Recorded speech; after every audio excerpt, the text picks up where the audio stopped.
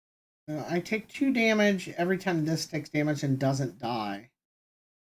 I think I'm going to do this, which says next time that takes damage, it just dies.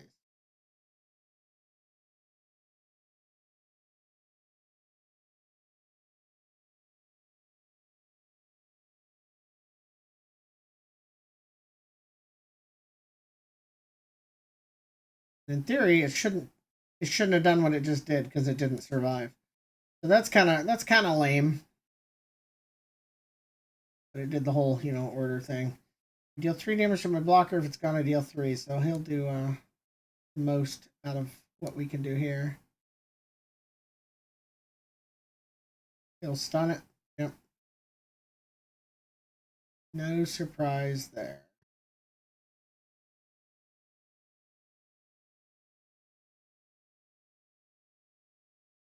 This is just a pure attrition. Both sides.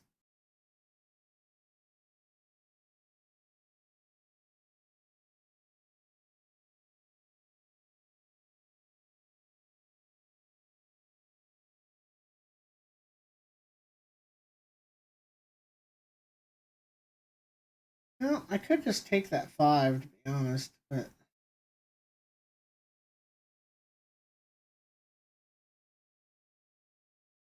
I mean, I think I block this there. I'm going to go ahead and block this with that. And do this also. So he blocks it, I don't take the damage, and then he sacrifices himself to give me 2 cards.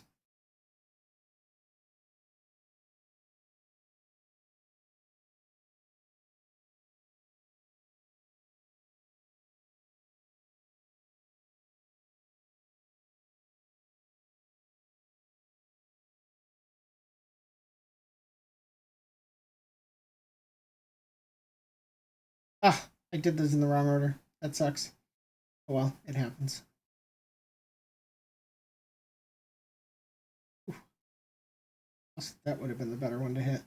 He's only got 3 left. Let's go ahead and see if we can make this go. I put elusive on this. Oh yeah, and I get a free Poro. Okay, so I've got a bunch of damage coming in that he can't stop. 3 damage to everything that's battling. That does just about cut it, doesn't it? I have a way of keeping them alive. It doesn't look like it. I might actually be in a little bit of trouble here.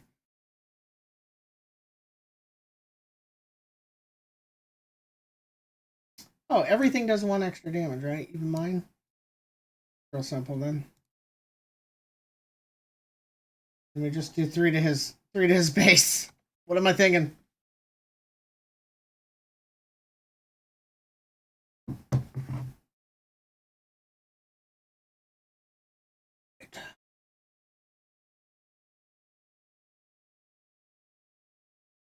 Alright, so there's another run. I think I'll do at least 1 more run and then we'll see about starting up V Rising. Wanted to play something slower to wake up today.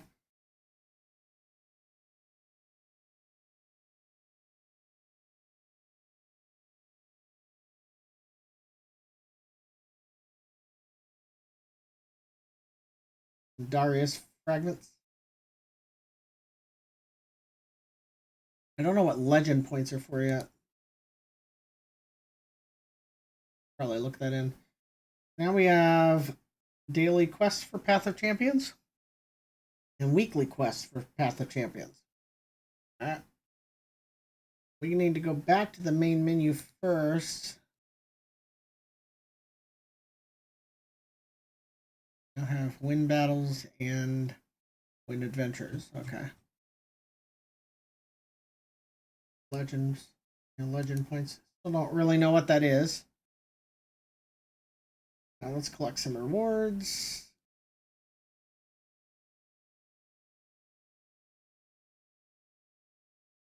Oh, I got a Kennen. That's good. That's one of my favorite characters in the league.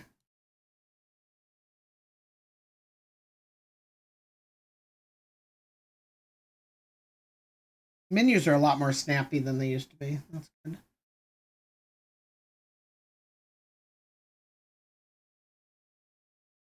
I will be back in just a few minutes here. We haven't unlocked the ability to do the next stage of her campaign yet. I'll be right back.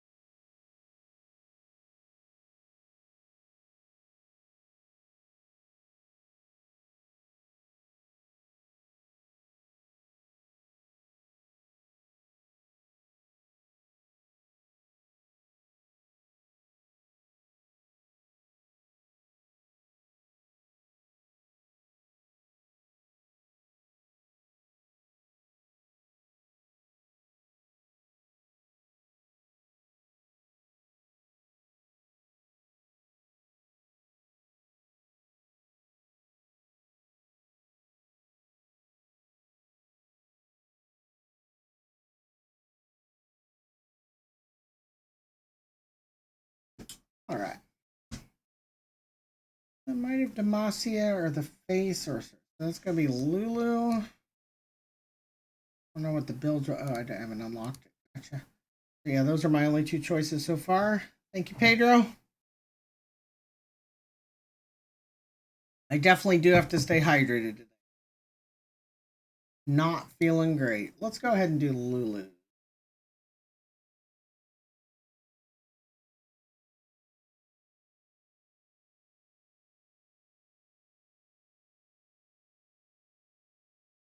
Oh, that's a much longer one, huh? All right. We got a Fizz to fight on the way. Okay.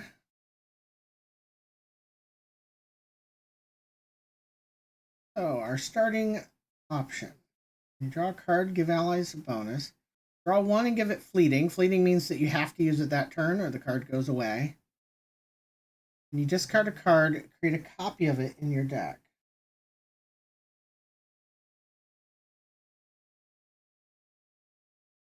All right. When an ally survives damage, grant it 1/1. That's not bad either, but most of my cards in my deck, I think, I mean, she's got 2 health.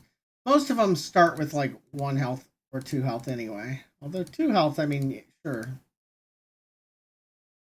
I guess it's about half.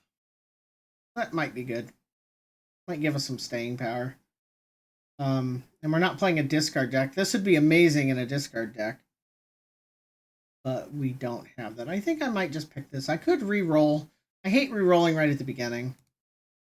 Just because you might need that later when you have like no good choices. In this case, we have some good choices. They're just not amazing. I forgot to check my loadout. I guess we'll find out if it remembered. I'm guessing it did. What am I getting a text?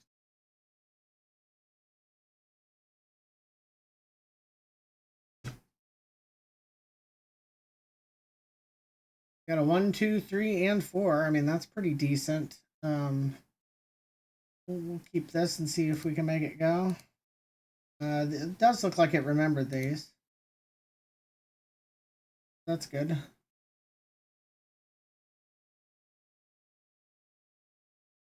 Alright, and she needs 6 to see you do 6 spells or skills. And this will count as 1. Of course, early like this, when they only have 10 health or even 15 health, they'll probably be dead or she'll be dead before she, flips over. So.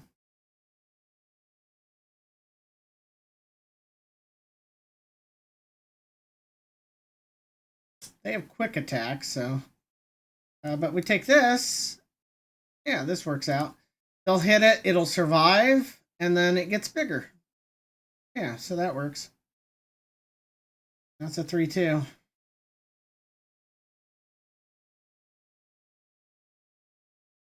Three, we could do that one or that one. This is better at ending it.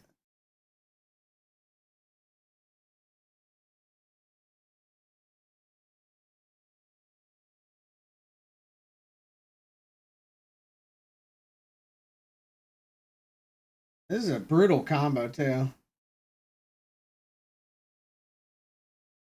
Almost game. And it's game right here. Because that deals 2 to him and 1 to the Nexus. Yeah, that's pretty brutal. Just need to keep that rolling when we get into the tougher battles, too.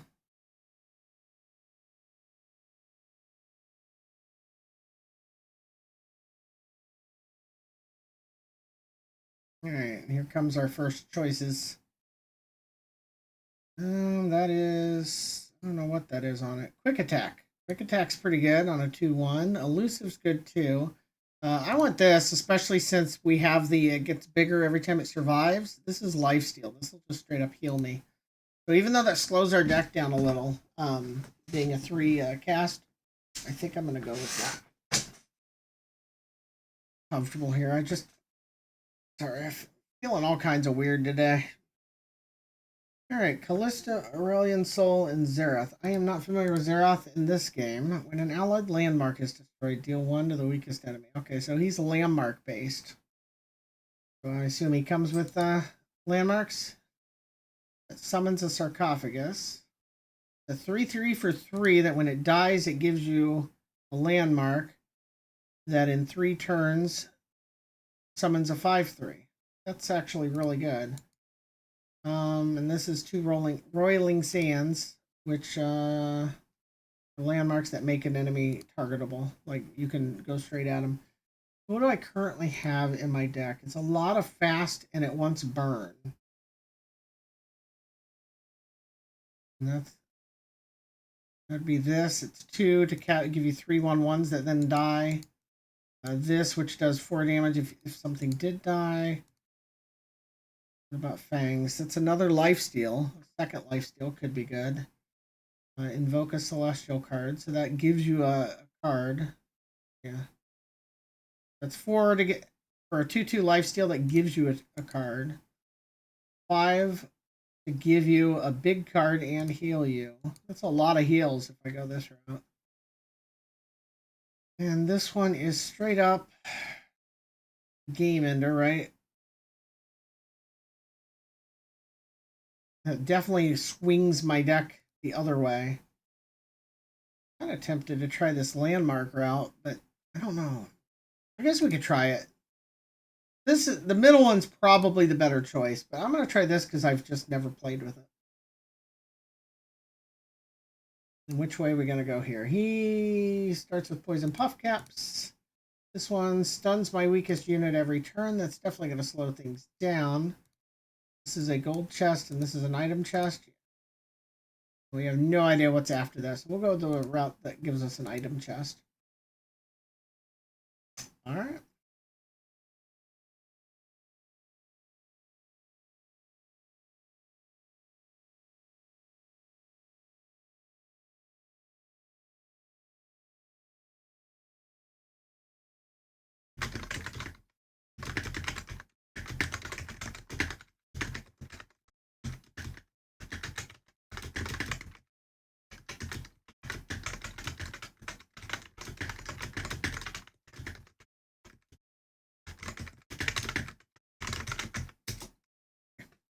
Undone this.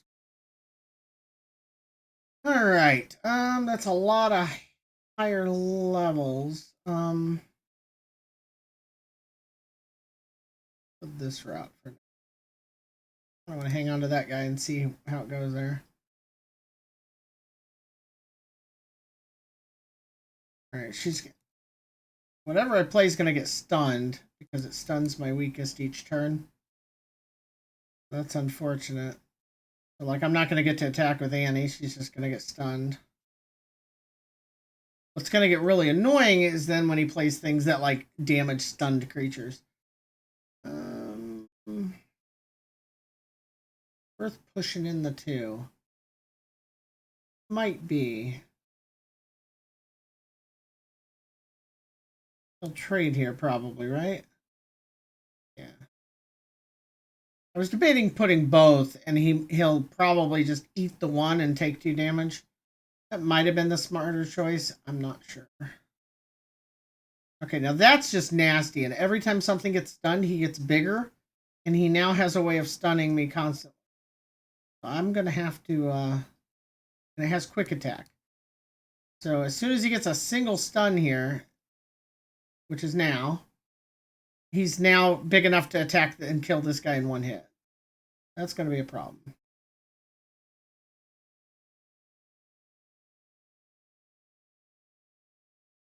I think I just grab this and I just attack. Just attack with everything and try and get this done.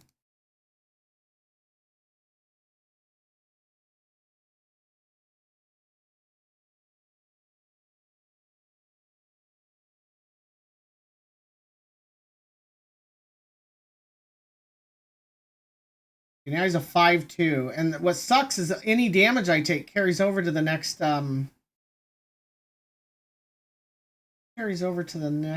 mission. So I need to put something out that can just die to him, which is this.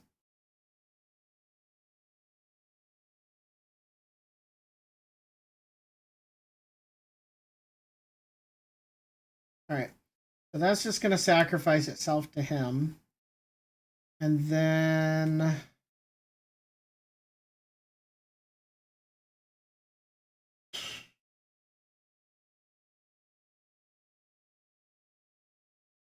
yeah, this is a hard match. This is the first hard round or battle I've had.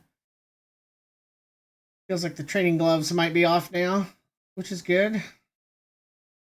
All right, so what are these going to do? They're going to give me a 5-3 each when they're done, but they got to take time to count down, unfortunately. That's right. Something vulnerable. See, this is the key here, is I need to be able to cast that and a card that does damage. That's this one. And they need to not stun that right now.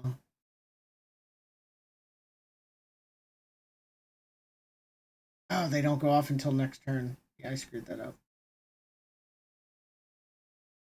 I misread that. Yeah, I'm in trouble. All right. Can't afford to attack with that. Ugh. Look at this. Getting carried away. Oh, and I should have attacked there because he is vulnerable, which means that I can attack him. I still can. Okay. We can attack him or attack him. We're attacking him. We're in deep shit if he just doesn't open attack though, because I can't block it.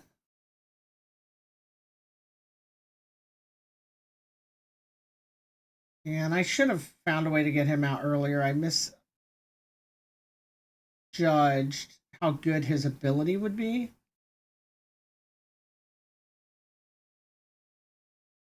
I'm going to go ahead and do this and this. We're still going to take a really hard hit here.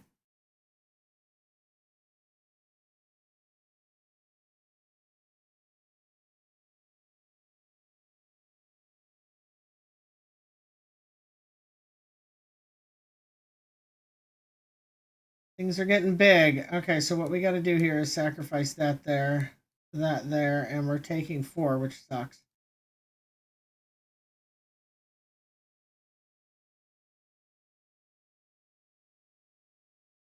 And I misplayed again.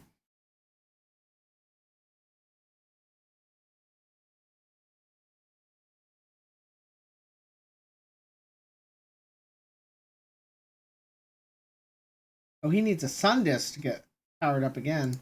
This is third format, like then. An allied landmark is destroyed or the round start, deal 5 to the enemy, weakest enemy, or the nexus if there are none. Okay, so it's just 5 a turn. That is pretty good. All right, so here we're in a lot of trouble because we do not have a good way to get rid of that.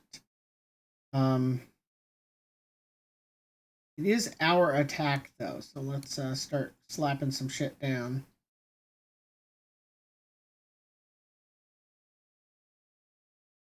Poor Annie's been stunned the entire game here. All right, we don't want to attack with him because he'll just kill him. We do want to leave him. We're attacking with everything else.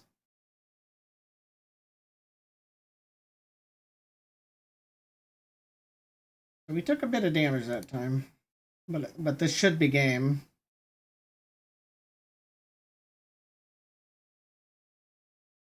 Oh my god, he's at 1 health.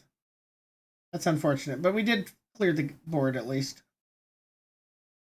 And there's a life steal, so if I can get a hit off with this, that would be ideal. Let's get him out there at least.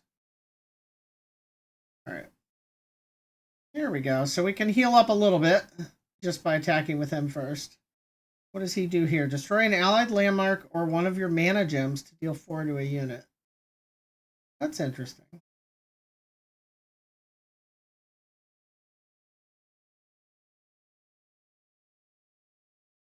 This will be game. I want that guy first because, oh man, that's going to kill him before I get to attack, right?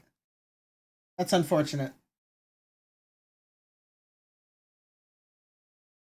And a stretch. Also probably a good idea to do a real stretch. Oh, I was hoping to end it here. Ooh.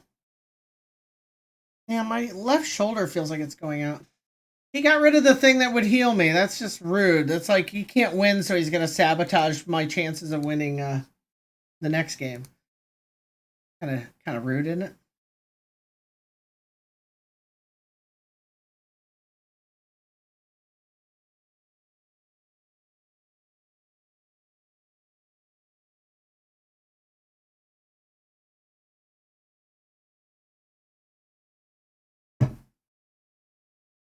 All right, I kind of want the 5-3. Predict isn't bad though. I think predict lets you. Why is it not letting me see? Can't hover over predict. Oh, weird. I think I want this one.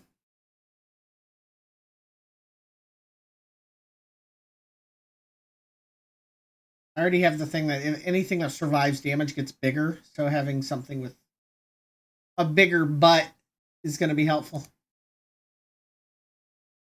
All right, so a card. Oh, we can give that guy a quick attack. He'd be a 5-3 quick attack overwhelm, which is huge. Disintegrate replacing itself is good, and this having spell shield is good. But I think that's really strong. Take that.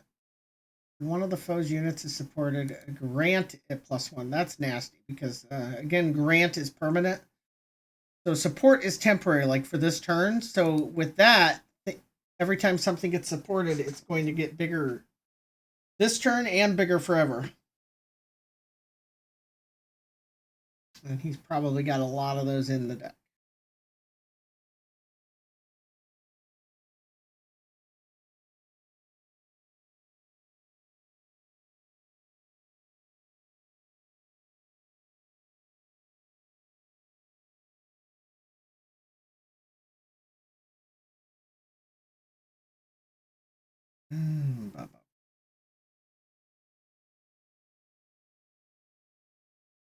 See, that supports. That adds +2/+0 to support. So when he attacks with the second guy, he's going to get +3/+0 for that turn, and then keep +1/+0 after that. That's pretty big.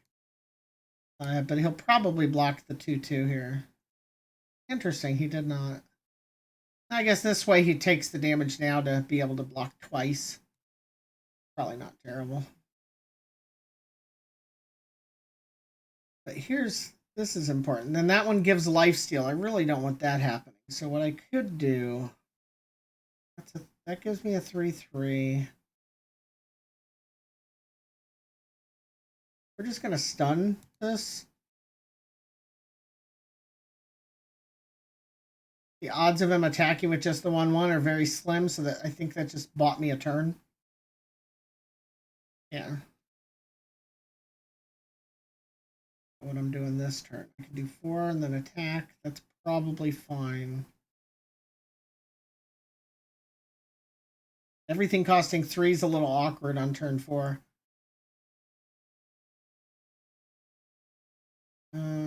He's got fearsome, so yeah, he can only be blocked by things with 3 power or more, so he just slides in for free, which is nice.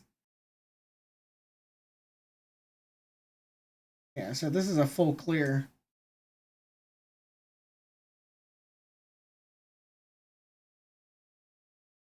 Pretty good.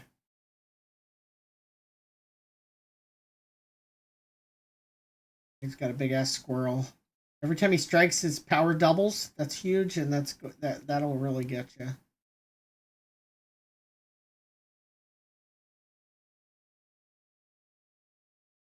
Can't play during. Well, we're gonna go ahead and play this just to clear that because they should trade unless he has a trick, and he didn't, and that's fine. I would have liked to keep that guy alive, but it's fine if I can't. Tough. He already has tough. Let's give him +2.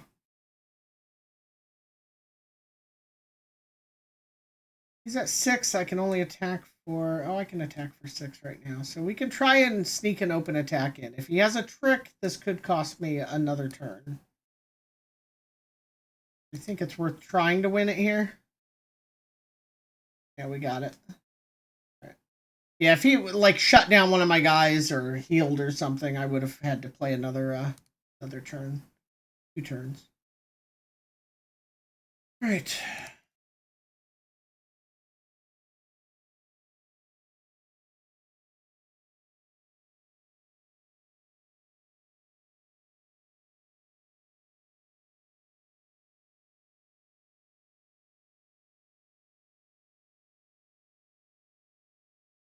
There's Waking Sands. Summon a Sandstone Charge. All right. That's a 5/2 for 1 turn. Not terribly great. And he'll just be a 4/3 for 2, which is actually pretty good. That's not bad either. Grant the top ally +1/+1 +2 3 damage and 3 damage. It does make you hurt your own guy though. I'm gonna pick this one. And we get our heal. That's good. Back to full. Hit the shop. For forge workers, just a 3/3/3. And it summons 2 of them though, so you pay 6 to get 2 3/3s, which is not bad at all. And plunder, if you've already hit their nexus, it costs 3 less, which means that would be 3 for 2 3/3s. If you wait and only use it then, that's huge. That grows an ally to be a 3/3 this round, and also grants top ally in your deck. Advantage that could have is on my guys that only have 1 health. You could make them get big enough to live, and then they get that +1/+1, and I think they keep that. That's actually really strong for my particular. I'm gonna buy 2 of these. I might buy 3. I don't want to have too many things that require allies and then not end up with allies, right? Because that's no good. Yeah, we're gonna buy 1 of these. This is not optimal, by the way. And almost any time that you do this type of thing, you really want to like not spread out so thin. I missed when I was first looking at these that this one has mana potion, so it costs 1 less. So it's only going to cost 1 to get a 5/2. It is ephemeral, which means it attacks once, basically. It dies either if the round ends or if it strikes. But that's paying 1 for 5/2, right? So you just play that attack with it, done. Or play that block with it, done. That's actually not bad either. Probably doesn't fit the synergy of the deck, though. But this one does. Save that. There might even be another shop. This looked like a much... Oh my god, I bought something. I didn't mean to buy it. Son of a bitch. Not paying attention. Why do we have a healer than a healer? That's kind of weird, but okay. Wonder if that's random or if that just happened, right? +1 health. I guess we needed it. Refill all players' spell. Oh boy. Every turn, both players are going to have three mana to cast. That's big. Probably bigger for him because I bet he has a lot more spells than I will. All right. 1, 2, 3, and a 4. I'm fine with that. I'd rather see Unraveled Earth a little later, but I'm fine with it now. Okay, so here I start with the Waking Sands, but it's no. If I play it here, it does make him. Yeah, it's a tough one. If I play it here, he just won't attack with him, right? So I'm basically just paying 1 to not take 2 damage. I don't think that's worth it. I think I'm just gonna play this, and then take the hit.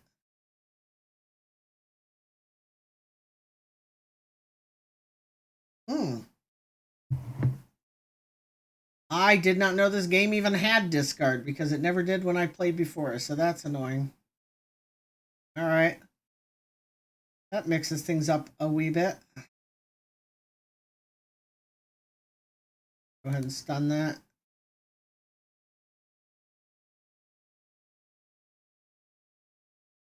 And he's going to poke him and kill him.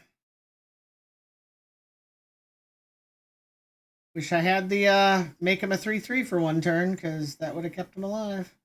Then him poking him would have just made him faster or bigger. This is looking really rough here. Alright. He's already got 3 characters now, and that one supports things. When an enemy blocks me, give me +3, so he'll be a 7 if I block him. That's nasty. Alright. Yeesh.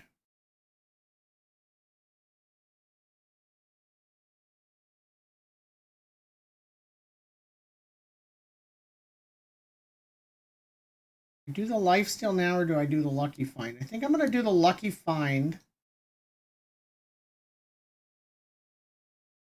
And we're going to buff this guy, because I might not have to get rid of him then.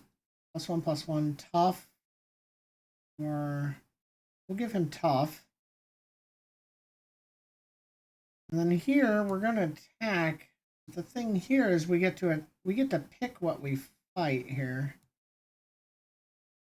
Like so. And then neither of our guys are taking damage this turn. Which, again, might not be ideal, because I kind of want... If they just take 1 damage, right, then they get bigger. So maybe I should have switched those. Summon a random 1 cost. Man, he's just like refilling mana and summoning things all over the place. Making me discard. He's going elusive. This is getting rough. Alright, so now he's also going to have... Jesus. Alright, I need a way to stop him, and I guess I have a stun. Because if he hits me, he's elusive, so I can't block him, and if he hits my Nexus, he gets the shark. Right here. Which summons a 5/2 overwhelm. Don't want that. Now, that guy can heal me though, so that's something.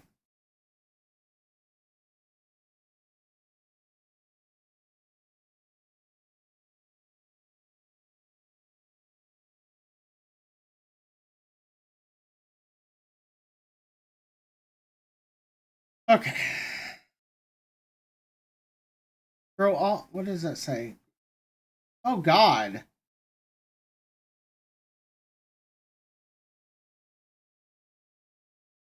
Crazy. This round, grow all allies' power and health to the number of other spells you've played this game. That's crazy. Thank God that's not permanent. But that does mean, like, this turn, I don't really want to attack with most of these. Right? Attack with this one. Unless he has a buff. This still kills somebody.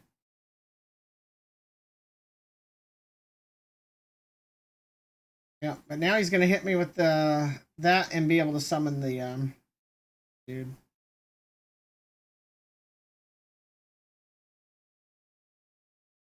Taking some serious damage here. Ooh, a wiggly burblefish.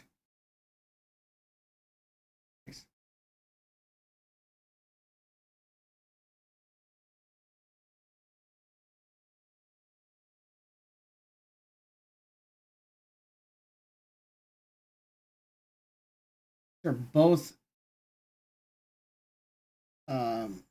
Oh, see right here. He's going to do a damage to me, right? That is 1 damage. Deal 1 to anything. So I'll make him a 3/3 this turn. But then he actually survives and gets bigger. That's useful. And I could play him, but I'd have to get rid of one of these, and I don't want to do pass. And then I can't block either of those because I don't have any elusives, and that really blows. We're just done. And then he's gonna get that Hum the Waters.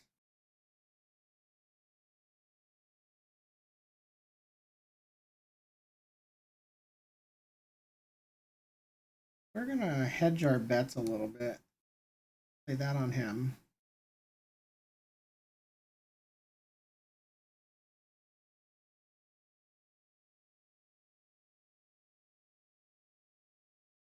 Then he plays a fucking 6/6. It's just nasty. We're gonna have to throw stuff into it.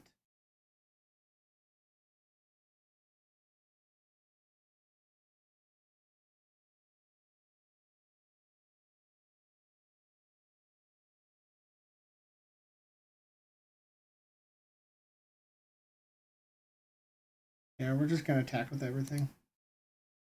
Can't take too much damage because if I do, even if I win, I won't be able to win the next game because I'll start with the same amount of lowered health. So we got to just do what we can here, which includes getting that lifesteal to hit at least once, right?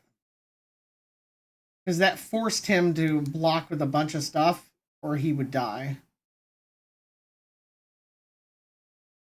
He does have this still. Yep, there it is. So he gets to pick who he wants to attack, which is a problem. And he gets a big ass guy to attack with.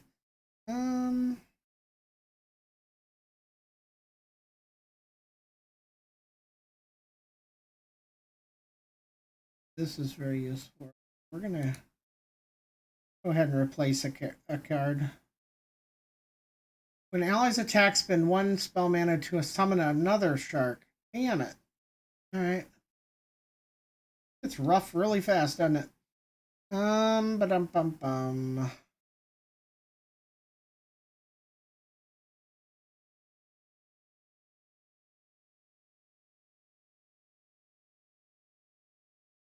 Okay, so this is Overwhelm, this is Overwhelm. So I'm getting hit for 3 regardless.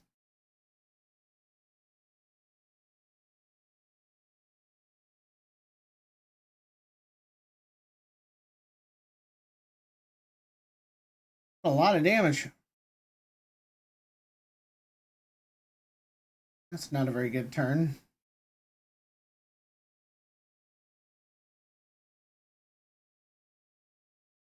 I gotta leave these available for blockers. Yeah, I'm straight up in trouble now.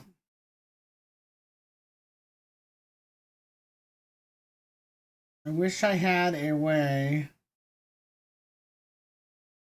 to get rid of another landmark here this turn. Summon, draw spell, and he has elusive, which blows. All right, so he's going to attack with everything. That's 4 damage coming through regardless. All right. All right.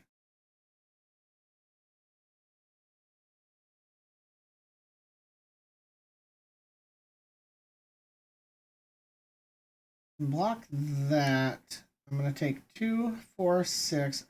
Anyway. Do 5 to that. And then make that a 3/3.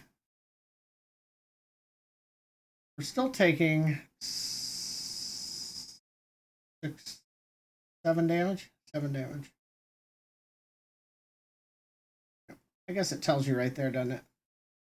That's new.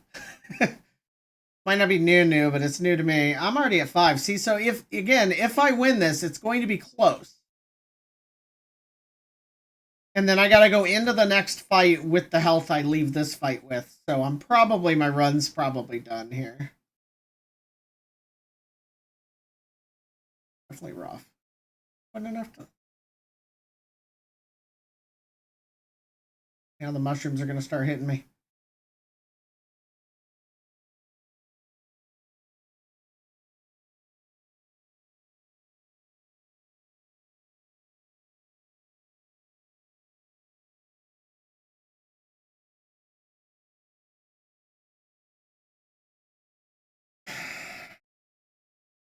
I think I have to do this. Destroy a mana gem.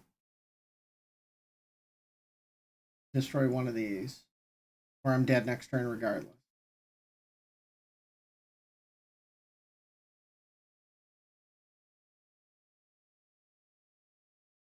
That kills me next turn anyway. This is rough. I think I have to attack.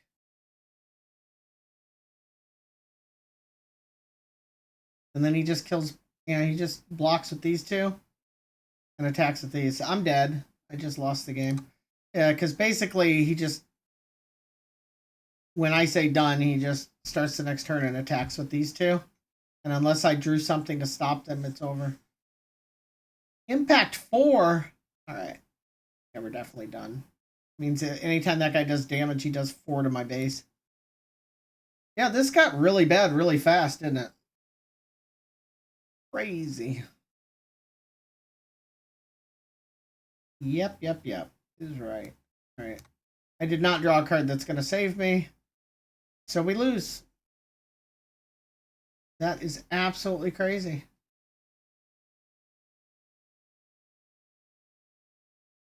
Crazy. All right. And we'll stop the most damage we can by doing this.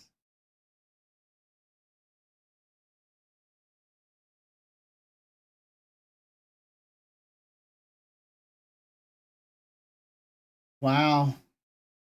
All right. So it definitely does get challenging. I figured it would. It's good though. I mean, it was too easy the previous adventure.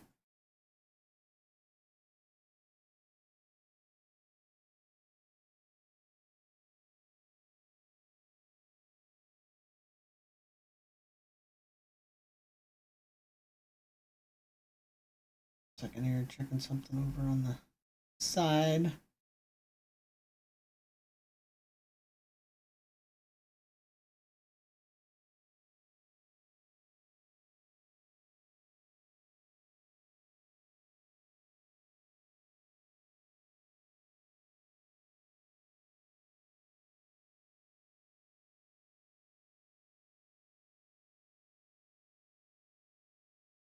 Not scrolling fast enough. I'm not sure exactly what's going on there.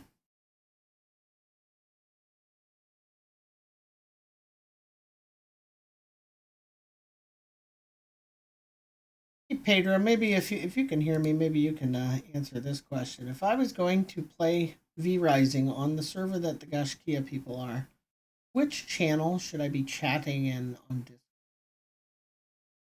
Discord? I can't tell just by looking, since there is no actual V Rising. All right, I'm gonna do one more run here, and then I'm gonna switch over to V Rising. I think with a brand new character.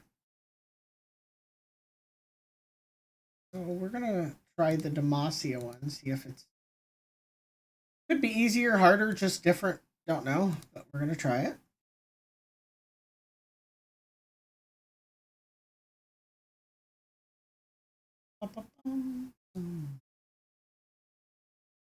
Right.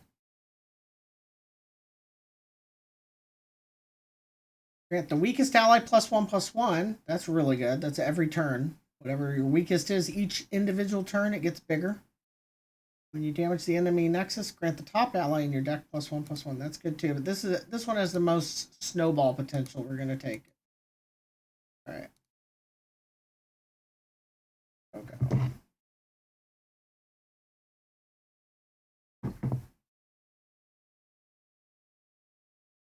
Nice. I'm not a huge fan of Disintegrate. I can see its power, but I don't know that it's flexible or versatile enough to be as useful as it could be. Play this now because then she becomes a 1/3. Since she is my weakest character.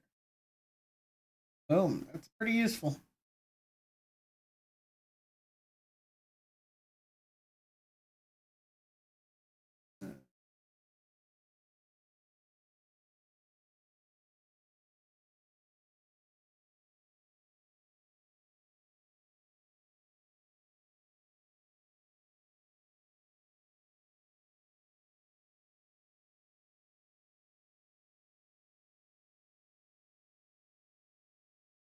Save those 2 mana.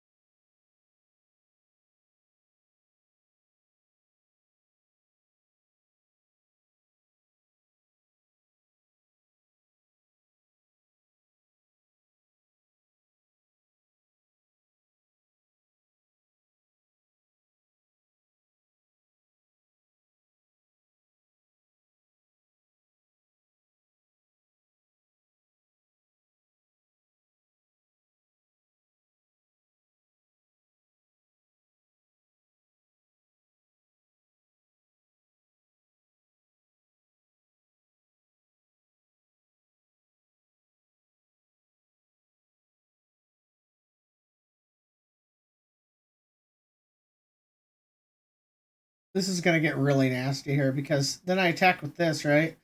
This triggers its attack, and these both trigger, saying the first time that I do one of those, uh, they shoot the Nexus. And that's just game by a lot. Yep.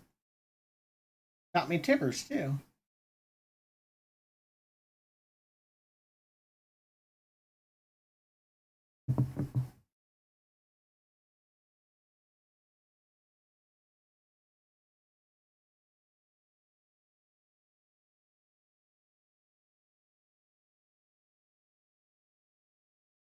What you doing, Nutmeg? Yeah? You're welcome. You're welcome up here. Got some empty cans on the floor, and I think she thinks they're in the way. Yeah? Come here.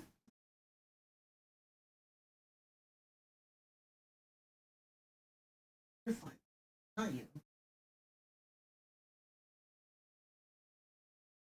I'll pick up the cans. Give me just a second here.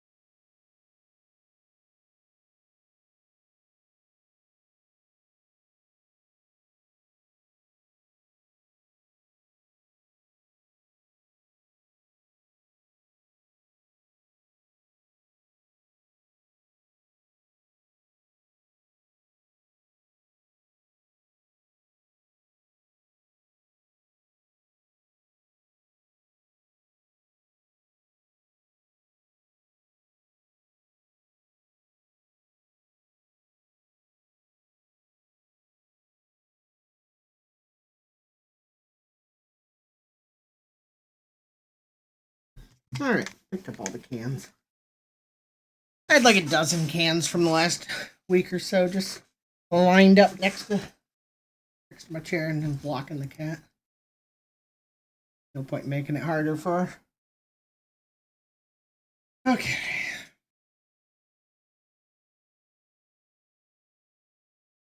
Strike, refill a spell mana. That's useful. Another one of those would not be bad at all for this deck. I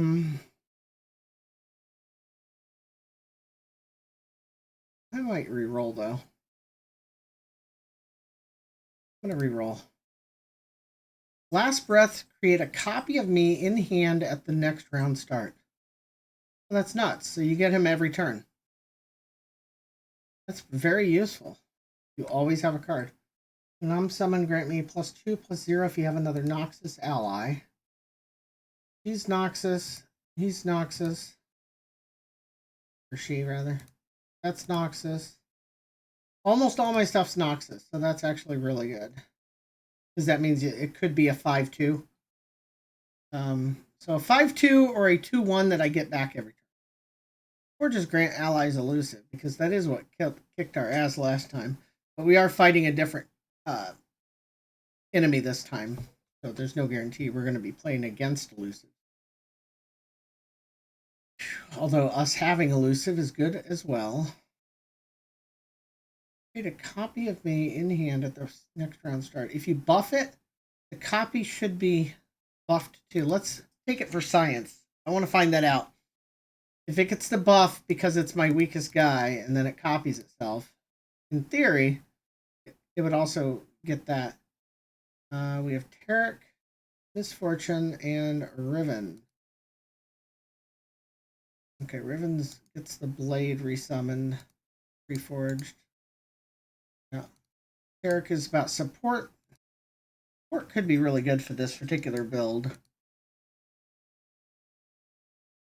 My supported ally.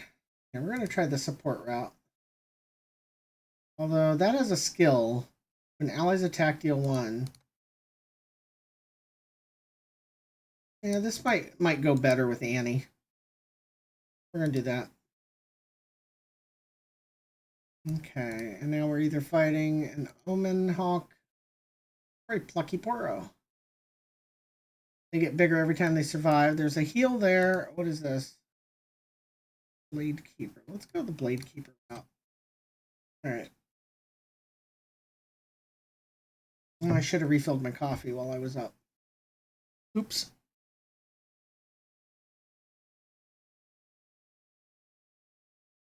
Alright, that's a fairly decent spread, but I don't really need 2 of the 3s. Get rid of this one for now.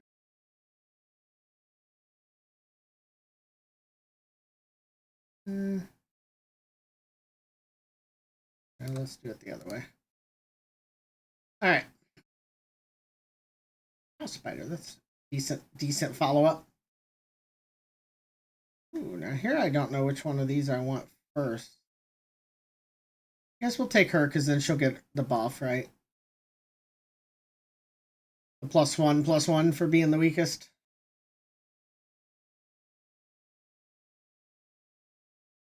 Alright. Then in theory, my best play second would be the House Spider. It gives me 3 damage of stuff on the board. But I think I'm going to play this because then I want this getting buffed. And that way that's already out, and I can play the spiders this turn. So that should get the buff. There you go, +2/+2. Then I could either play this and then attack, or I could play this and attack for more. Yeah, I think...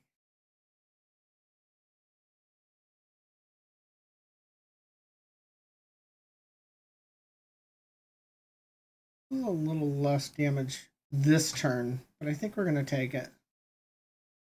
And it has Overwhelm, but only 1 damage, but it's going to get bigger here as we go. That's only 2 damage, so that can't kill this guy. It can kill this one, so we don't want to attack with that one. But we can attack with both of these. I don't mind if this takes a little damage.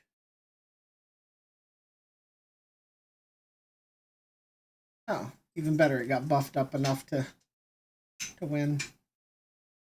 Yeah, that's pretty good, because Annie triggers and this guy triggers, which makes this go up by 2 every turn. That's going to be very good. Now we get to try our minion. Yeah, let's play the minion.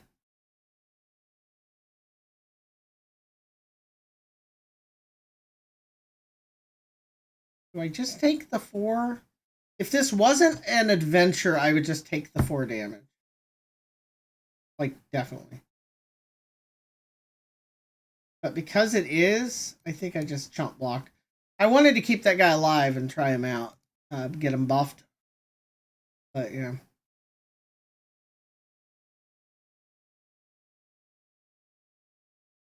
The spider will get the buff instead. I wanted him to get the +1/+1 and then see if he copies the base card or if he copies the... When I'm summoned, summon another follower. See, I don't have space for that, so this one makes more sense. Okay, so he heals, and I don't care. We're just going to attack with everything, I think. This is just pushing a lot of damage in. And then we'll go ahead and just make sure everything's going to die here. It got us Tibbers and a thing. So she's not that hard to level up.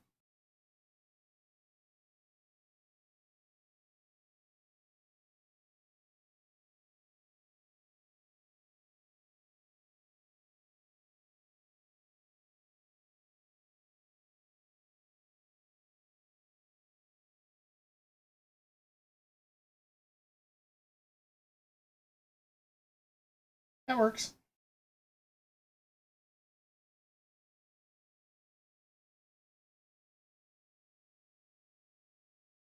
Give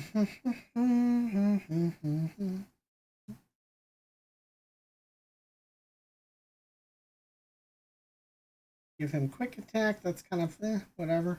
This isn't bad. Cost 0. Deal 1 to the enemy nexus and draw, and it'll trigger everybody that triggers off of skills and the spells. This is 3 for a 4/2 quick attack that draws as well. We're gonna take this one. I think that's really, really good synergy for my particular game. Now here we get to pick a weapon to add to your deck. Tiny Spear. Grant an ally +1/+0. Manifest a card from my regions. Okay. And this is a straight up +2/+0 overwhelm quick attack and forces a champion draw. That's probably better. Let's see here. I think that's better. Better for my deck anyway. Okay. I probably should have read what it was going to do at the end of a round. I saw that the ability here. If the foe dealt damage to the player's nexus this round, deal 1 to the. If he hits me in the nexus, he hits my units as well.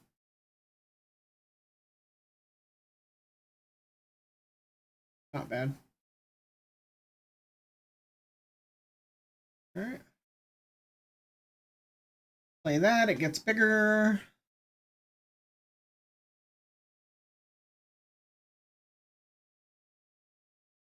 Play that.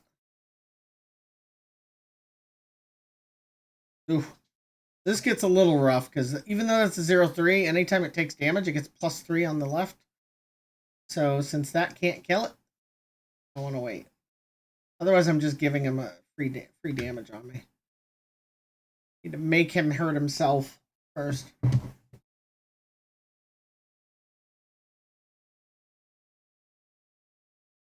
Okay, that deals 1 to all nexuses.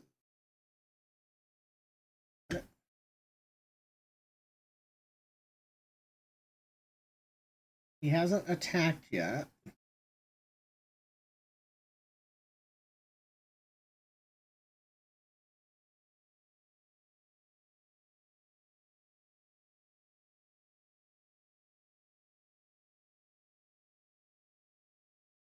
All right, so he attacks at that. I block with this. Then we see if the copy we get, if it's a 3/2 or a 2/1. Probably a 2/1. We take 1 damage here from Overwhelm.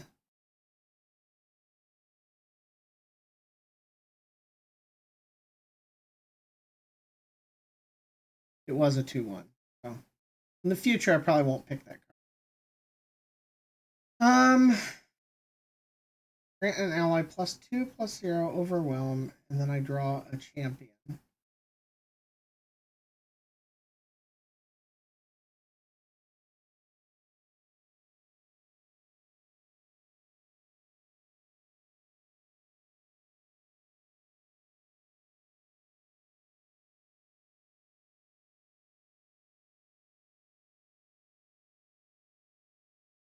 Oh, she's absolutely horrible against decks using this mechanic because when she attacks, she does 1 to everything, which means all of their guys get bigger. It's like absolutely horrible. It's probably one of the worst cards I could play right now, so I definitely don't want to do that.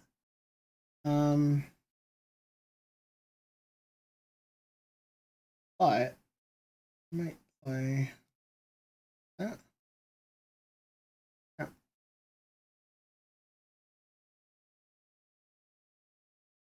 Back here. And this should wipe the board.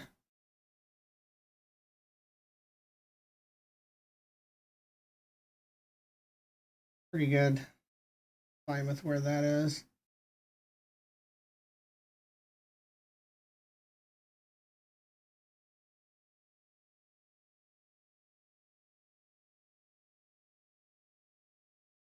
We can go ahead and stun him. Simple enough. He spent all his mana summoning him, so we'll just stun him.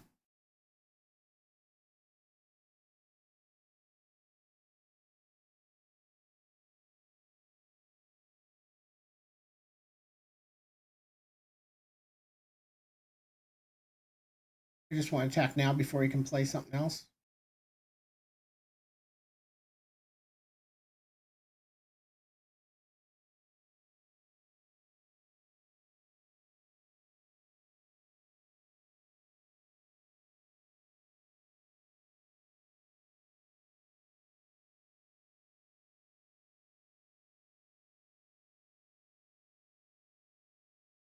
Not too bad. I've only taken 2 damage so far.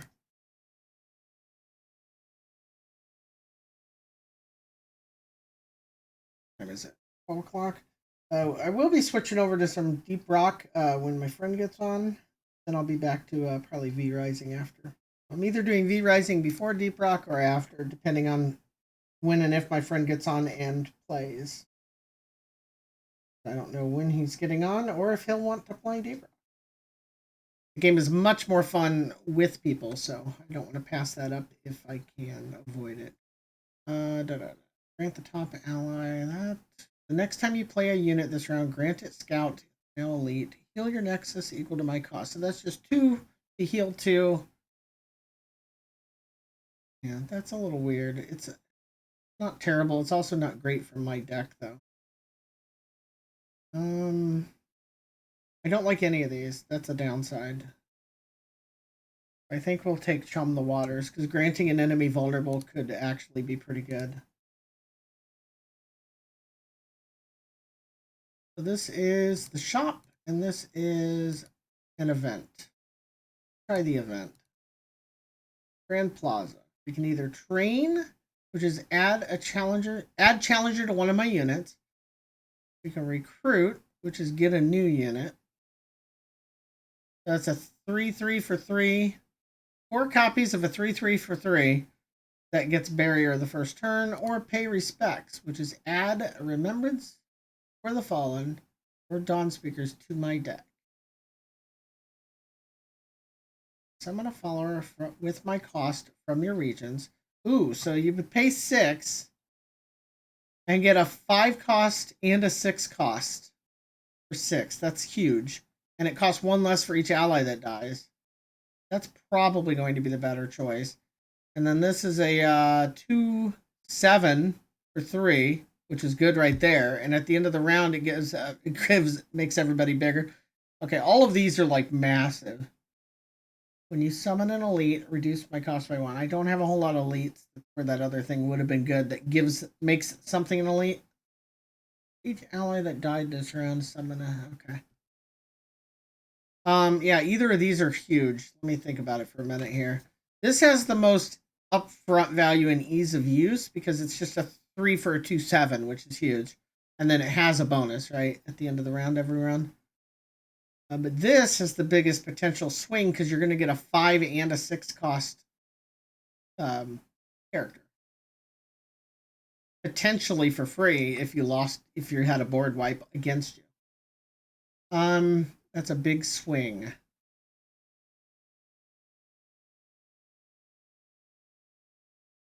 But damn, a 2/7 is pretty good, isn't it? I'm gonna try this one. This one's probably hardest to use. Bigger challenge. You're gonna heal for 2. It's nothing huge. Then we got a mini boss. If the foe has the attack token, frostbite their weakest unit. Okay, so whatever my weakest guy is on my turn to attack, it's gonna have 0 power. So Another game where basically one of my guys is going to be crippled the entire every attack. Ooh, I definitely don't want two of those. Probably don't even want one of those in my starting hand. It's a good card. It's just I don't want to start with it. Okay. We're hanging on to that until we can use it to trigger things, I think. All right, play this. She'll get her a free attack, as well as the buff for the next turn. I really wish this guy did keep his that the copy was an actual copy of what he ended at, but I could see that being pretty brutal, right?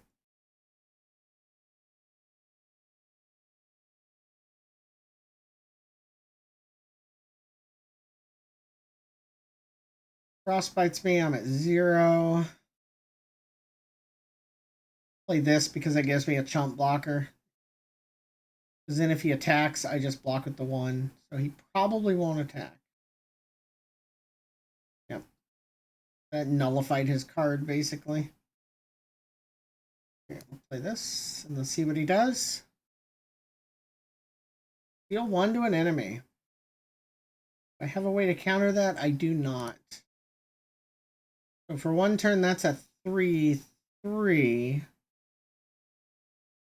Probably want to stun it and then attack.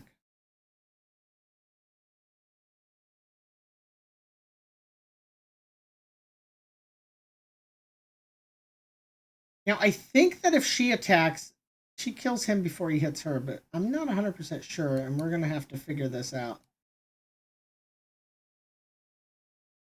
And he can block him, though, and he probably will. Interesting. I would have thought he would do.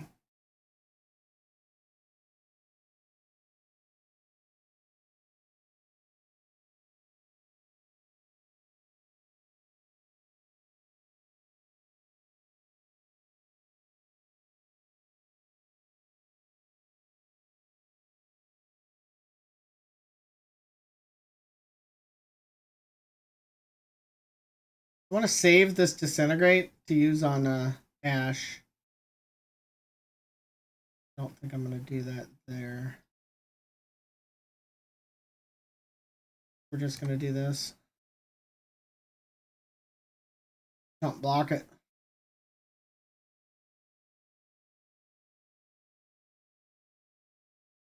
I guess I could have played the minion. Might have been a smart choice. That's going to help, though.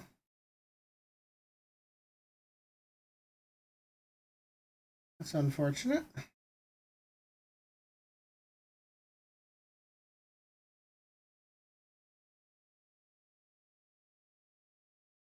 Options here.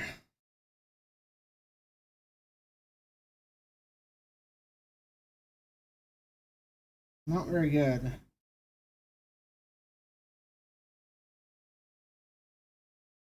How close to leveling up is she? 2 away. We're going to put this on there. That means that she won't want to block with that.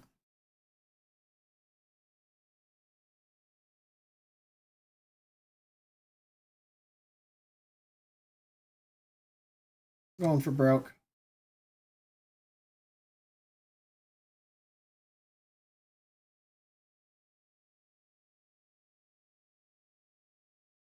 This could have been a huge mistake. We'll see.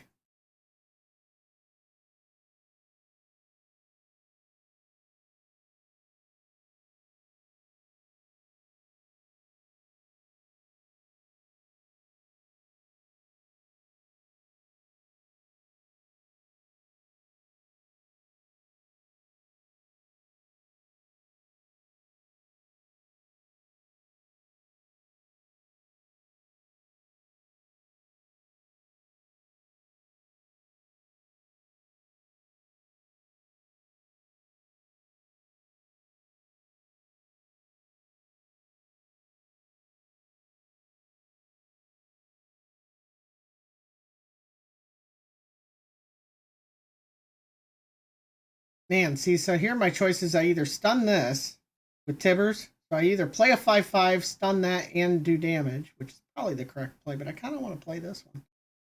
Yeah, I guess we'll do this. We'll stun that one so he can't attack. And that leaves him with not a whole lot of options this turn.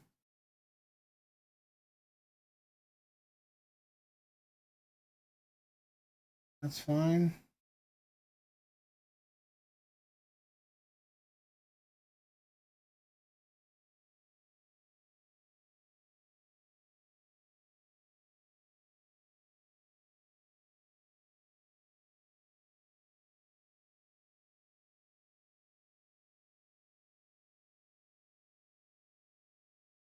Doesn't do anything when I do that. I'm just going to cast this. In theory, this gives me 11 mana worth of units, though, which is just huge. Is this one. If you would get a mana gem, instead refill your spell mana. When you play a spell, create in hand. All right.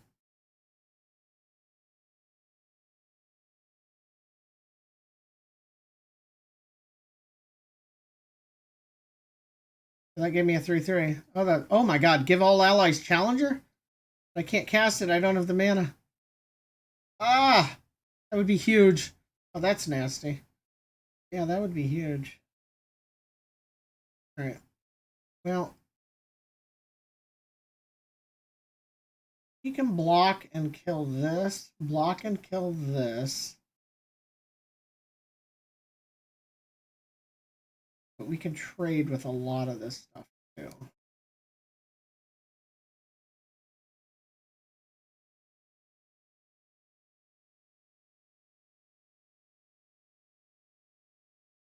Again, this is probably a mistake, but we're about to find out.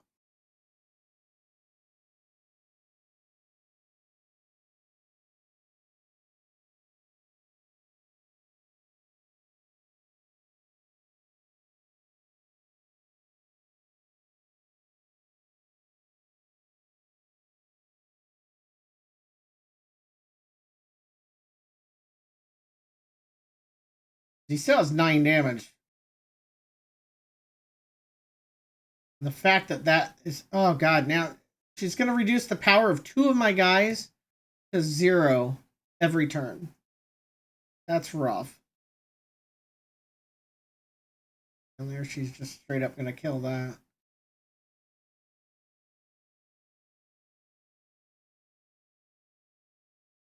This is going to be kind of rough.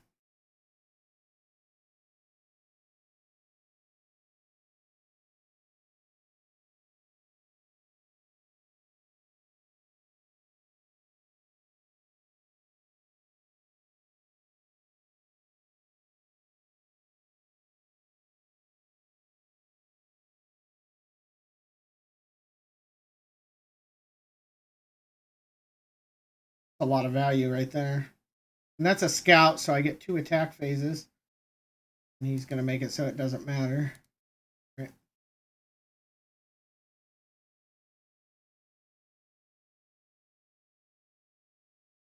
You 1 to an ally to give another ally +1. Okay, that's easy.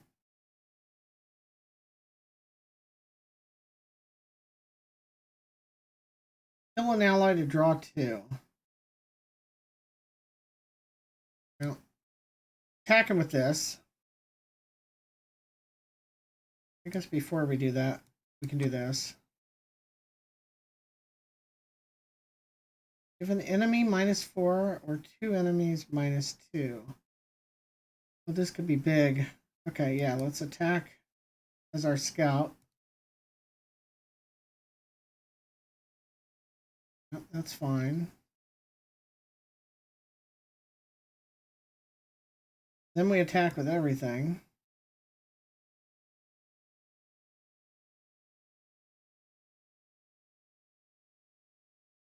Even though she's frostbit, she's still going to do the 3 from that. I don't care if she takes that damage. See, he's either automatically going to die, or I can make him only do 2. I have the choice here. Kill him to draw 2, or just make him do less, right? So I think we will go ahead and just make this guy do or less.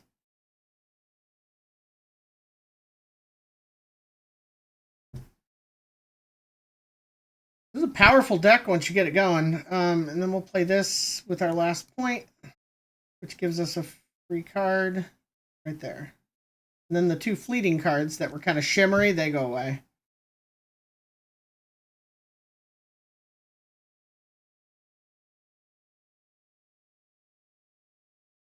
So if I play this as the first card of my game or my round, it gets +1/+1, so we'll do that.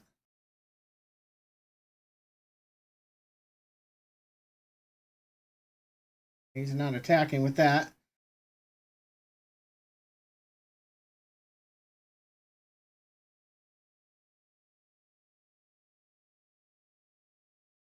This is a game.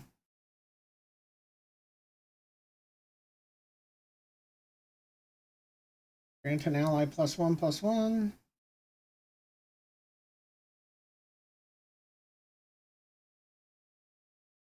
I should have given it to the one with overwhelm. Bad. Grant an ally +0/+2.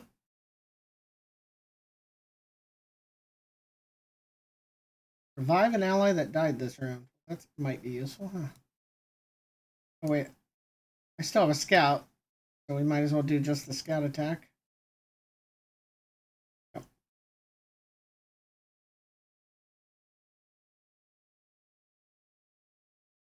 Yeah, it didn't end up mattering. I definitely had that one, because even if they killed that guy, I could revive him for free.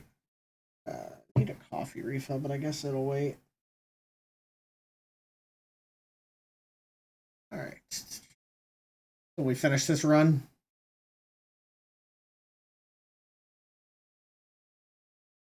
We finished the mini boss at full health, which is really good. So now we choose which champion we want another copy of and what ability we want on it. Fearsome could be really good. It just means that nobody little can block Annie. I guess Spell Shield's probably better. It means they can't nuke her down. So let's pick Spell Shield Annie.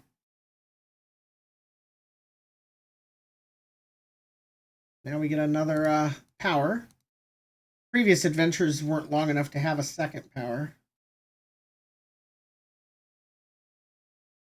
So you start with the landmark that says that every time that you attack, you get a free 1/1 attacker.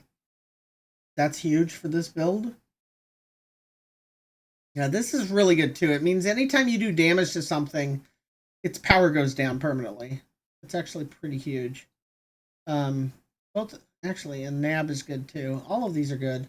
This is just quicker in finishing, and this one is better long game.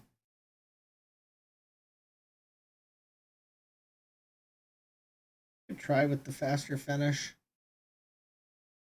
Downside of this being that it takes up a slot for the landmark, and it takes up a slot for the one it summons. So I think I will try this.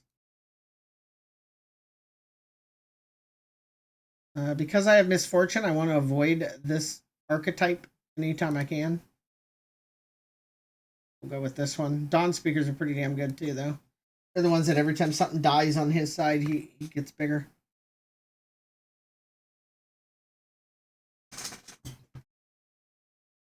All right. Again, don't really want to start with that. Don't need to start with this. It's not a terrible 2-start, I guess. Don't need both of these. Really want a 1 cast though. That's what this comes down to. So let me roll the dice on these. Like an Annie? No. So this is a slow start for my deck, which is rough. Nothing to do on the first turn, and he's got two out to hit me with.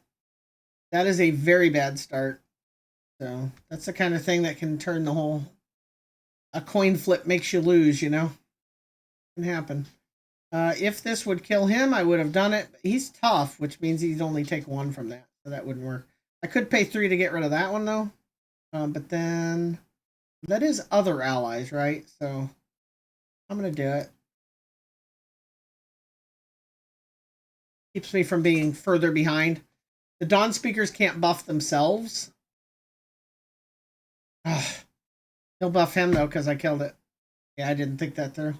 His turn wasn't over, so yeah, I don't know. I'm pretty screwed here. Pretty screwed overall. That can take a hit, so we'll grab it. We will block the bigger damage. Yeah, this might just be too much for me to deal with until I can't get rid of the Dawn speakers. So I might just lose the game. Let's see here.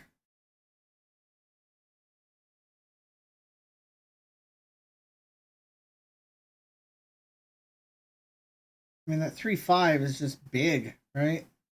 So that does 3 damage, total of 5, 3 before it takes damage.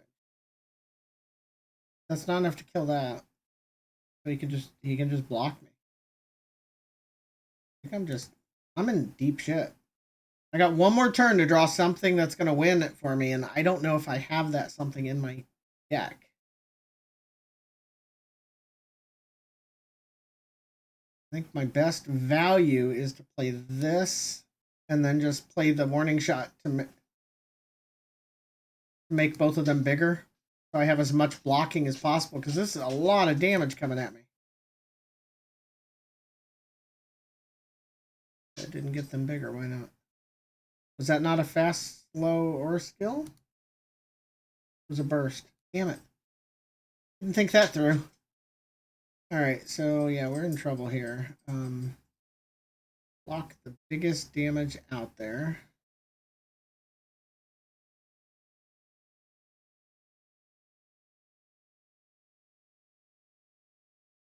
If everything's going to die anyway, and it looks like everything is going to. That's the only one that I can block and not die. I guess this.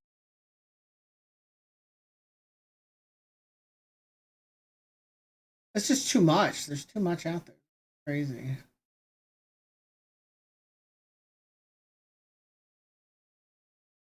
You know, whenever you summon another ally, grant it +1/+0.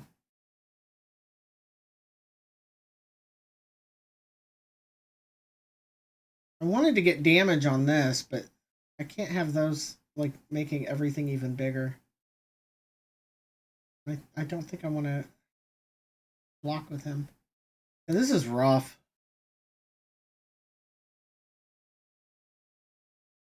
I think we're done. It's a bad run.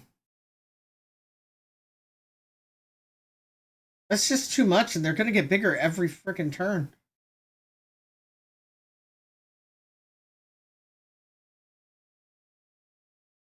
Yeah, I mean, unless I can sneak 18 damage through, which I don't think's happening here.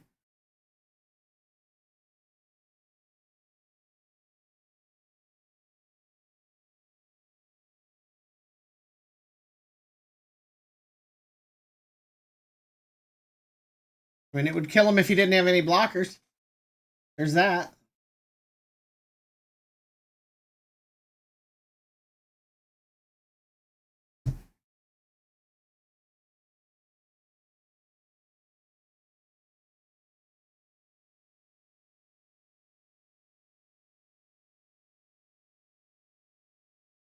And I did more than I thought I'd do here, but it's just not enough. A nasty deck. Doesn't they all get bigger? The good thing is I have it set where every time something takes damage, it does less from then on, which is actually pretty big right here. Unfortunately, I don't have enough blockers here.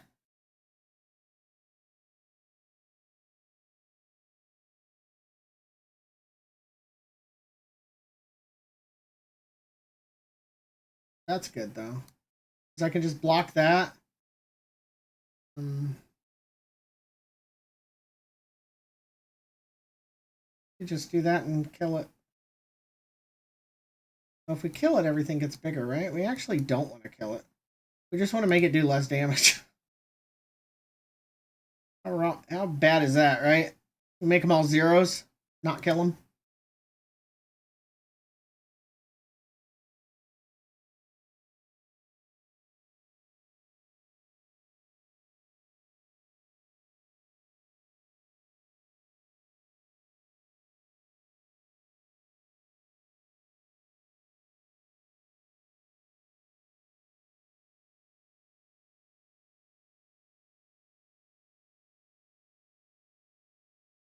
Alright. I know I want to attack with that and that and that. I don't think I want to attack with her. Although, I guess I have to just attack with everything. A lot of abilities, and that might be my saving grace here.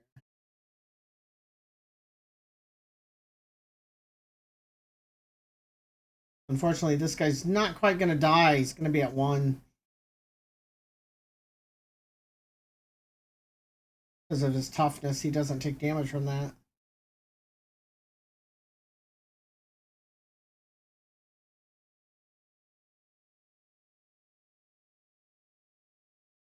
Can't believe I'm still alive, but damn, I'm going to go into the next game with like no health, even if I pull this off.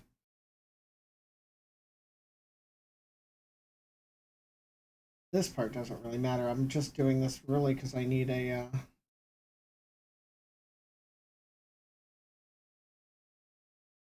I need to draw. Yeah, there we go.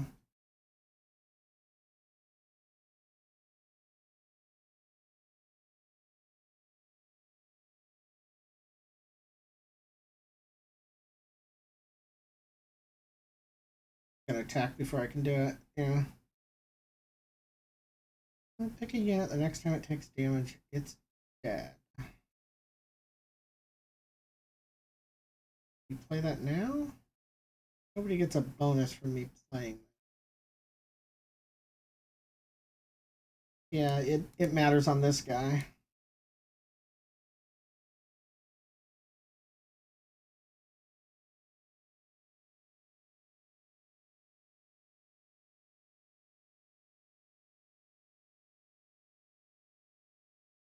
I just gotta try and protect the damage. His hand's empty, so he doesn't have any tricks for me, so that part's good. Alright. Let me just play Tibbers now.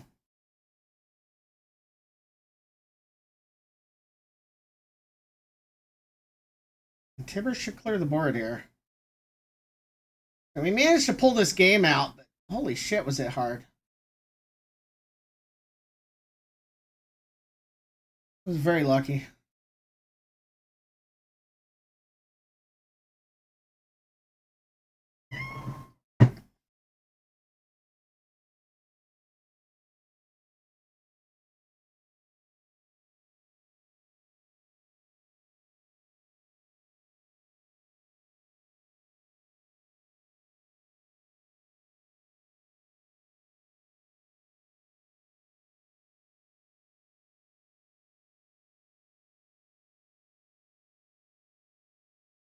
And we get a heal now, which is good, but it is only a 25% heal. Monkey business. Summon a powder monkey. Summon another at the round start. Powder monkey's interesting. It does take up a spot though, which that part's a little rough. But basically, you're guaranteed it triggers and deals the damage every turn. But it's not going to synergize with my other abilities. Not real well. But giving this guy quick attack and having another one is probably okay. Get our heal. I'll take 6 health. Sure. Would love more. Fine. Alright, what do we buy? Challenger. Challenger would be a good thing, and that's only going to be 2 for a 2/4 because of the discount. That's probably good enough. Predict. This would be adding predict to something that already draws. Predict letting me pick from the next 3 cards. That's kind of huge. I'll buy one of those because I think just buying one means that all of the ones in my deck get both, right?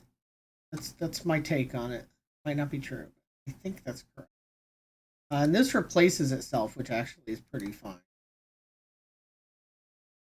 That's rarely going to be bad. It's not going to like clog up the deck or anything, and we'll pick this just so we have one option for challenger. When the foe summons an elite, grant it +1. They heal 1 at the end of each round. Healing does suck. What's this? This is the item chest, and this is the shop again. I've got plenty of gold, so I kind of wouldn't mind hitting the shop. Go this way. Yeah, these modifiers, like, I think all these matches are going to be hard. You got to go out? Okay. I'm sorry. Be right back.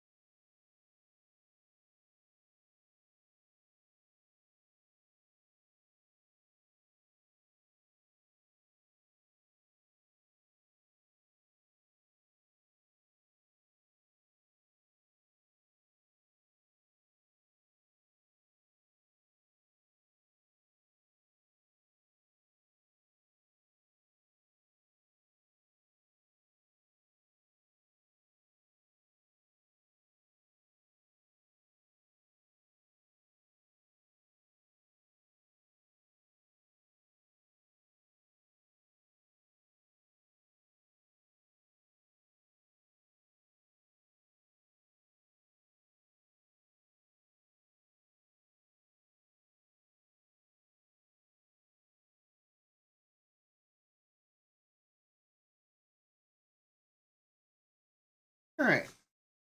I'm actually fine with this as a start. I would like to have an Annie in the starting hand, but I mean, the blade gives me an Annie in the second. That's not that bad. He's starting with more health than me, which is kind of rough. All right. We'll play this. She'll get buffed. Boom. And then we buff her some more, which hopefully gets us an Annie. It's like a 50-50 chance, right? Or even a little less because I have more Annies than not. Yep. We play that. He'll kill an Annie if I attack with Annie. Yeah. We don't attack with Annie, but if we attack with this one, it's got quick strike and over. Weird that he didn't block that. Like, especially with last breath on there, he should have blocked that.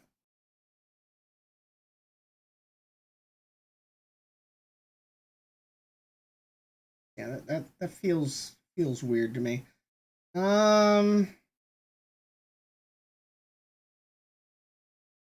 know what? Play this first.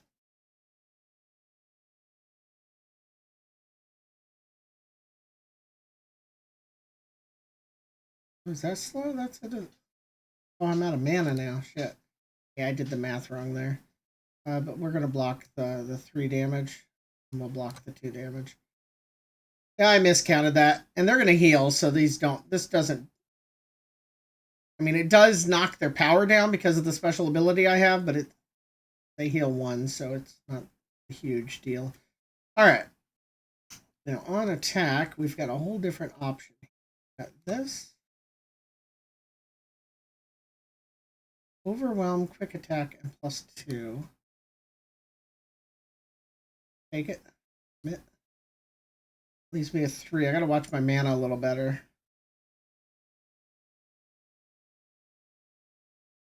Stun an enemy.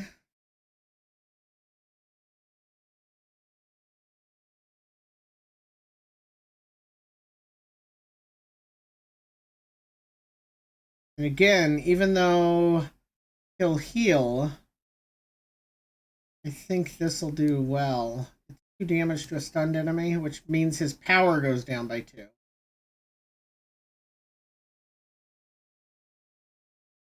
Which does matter. And then we attack with that and that.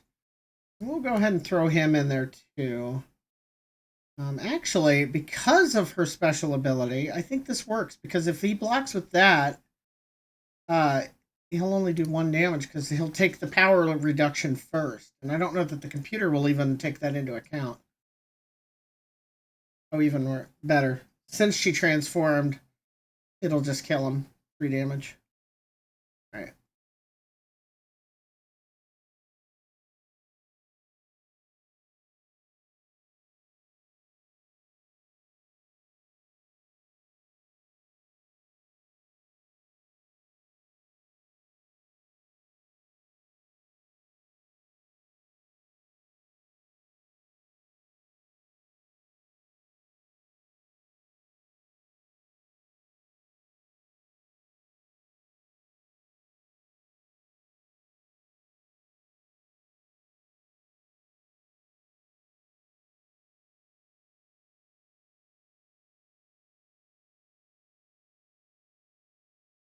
No, that doesn't help.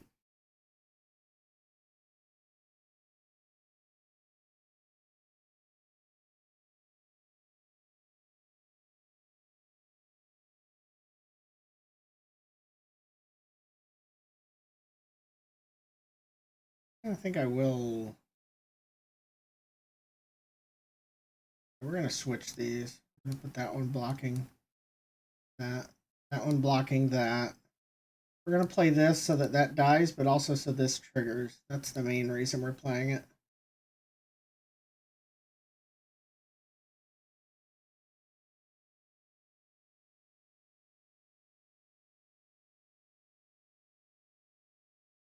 And then that's game.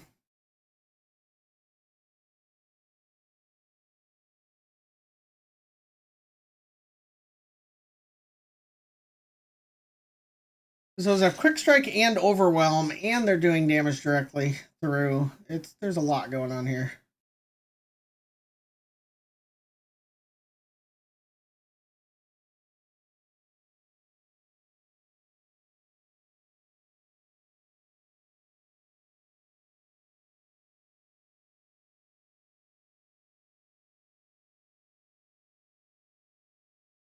Still making progress.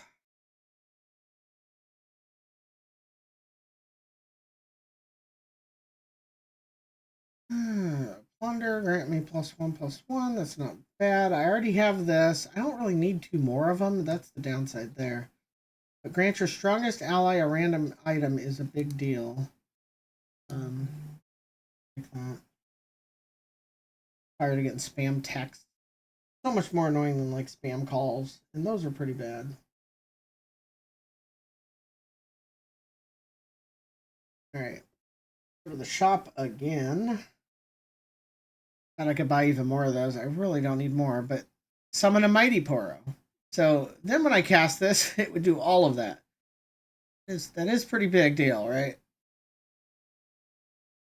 Grant allies +1/+1. Not a bad deal. We're getting our deck a little big though if we keep going here. 45 cards. That's a big deck.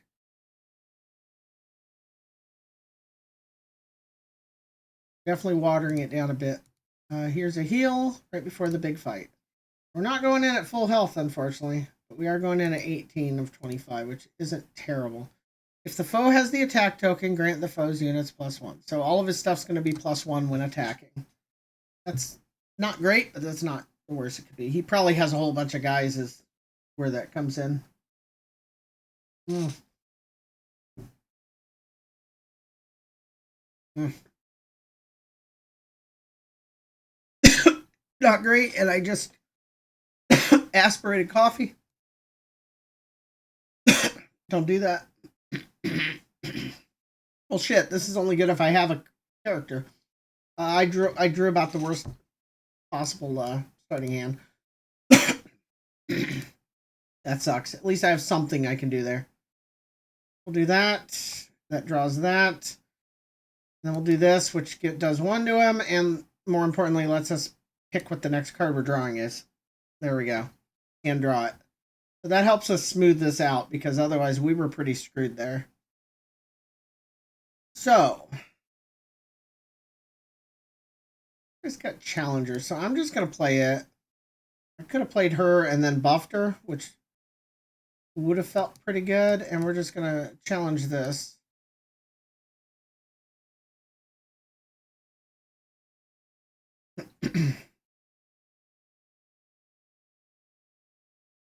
That might have been the better choice because it would have given me a hero in my hand because of this. So 3/3, that would trade with any of them. This would also give me a blocker. Let's do that. Alright, so we're going to kill that and absorb that.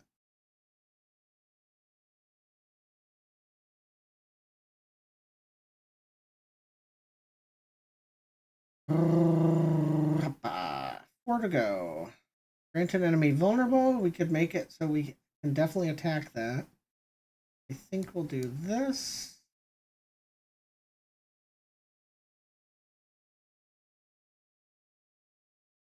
Grant an ally +2/+0 overwhelm and quick strike. Well, this one's already got quick strike. This one's already got overwhelm. So go ahead and go to this one.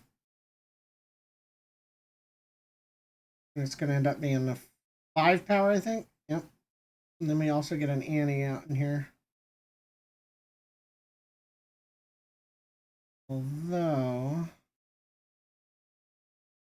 this does a better job this turn.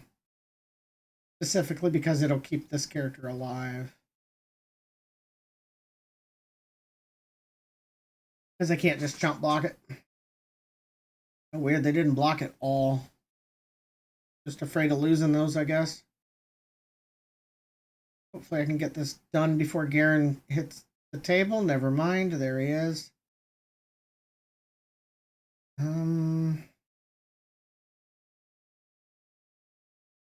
Play Annie. All right, now we want to kill Garen. We're gonna do that. We want to kill that. We'll take the 5. We lose 2 of our characters, but that should make this drop to 4, which is what I have. There you go. So this drops to 4, and then I can play it. And I get 11 mana worth for 4, which is pretty good. There we go. That is some value right there.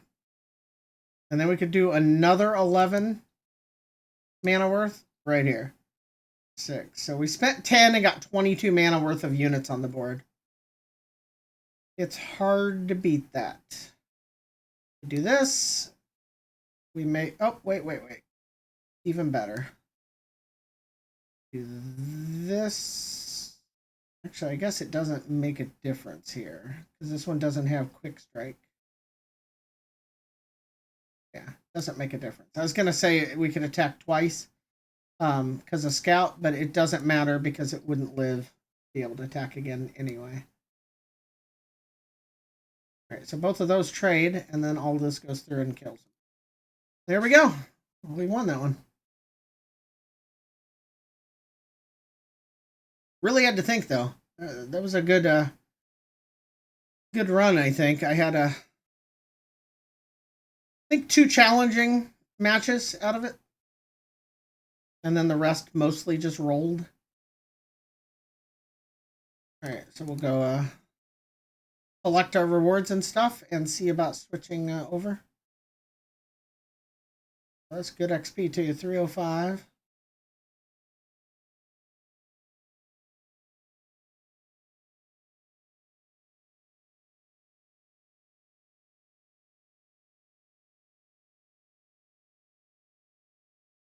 All right. Did I leave my Xbox on? I did. I'll turn that off. I don't want my friends thinking I'm already on.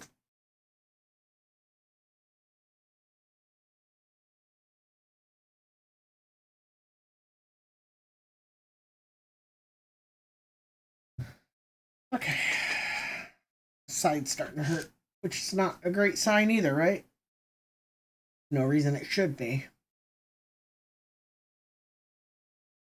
I think I overdid it yesterday. I wasn't feeling good, so I didn't stream much.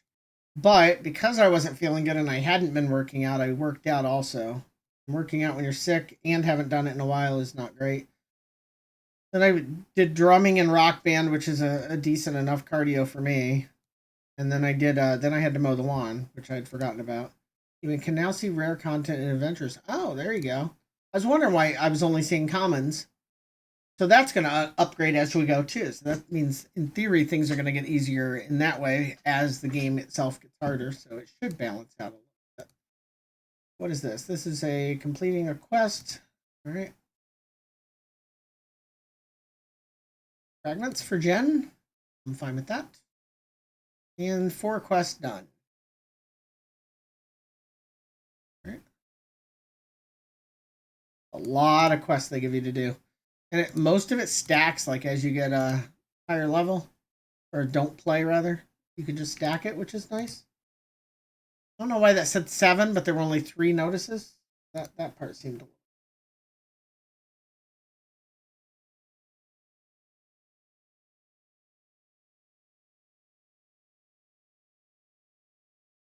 Okay, events, I didn't buy the battle pass, but some of it's free, so we can claim the free stuff. Which again, they just throw cards at you pretty regularly, so. Anything else free? Yeah, that's free. I already got that one. I wouldn't mind having a Tibbers though, right? You have to pay for that. More loot. These are prismatics, which is basically like foil cards.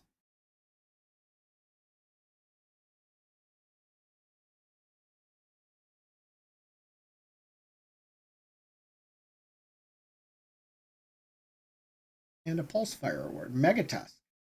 Okay. I get another level here. This glowed again. Good, okay. Yeah, I mean it's just a lot of dopamine. Okay.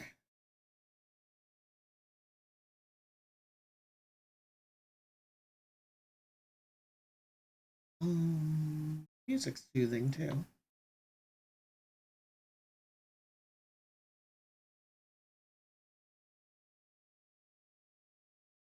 All right. Let me scroll back here a little bit on Discord and see.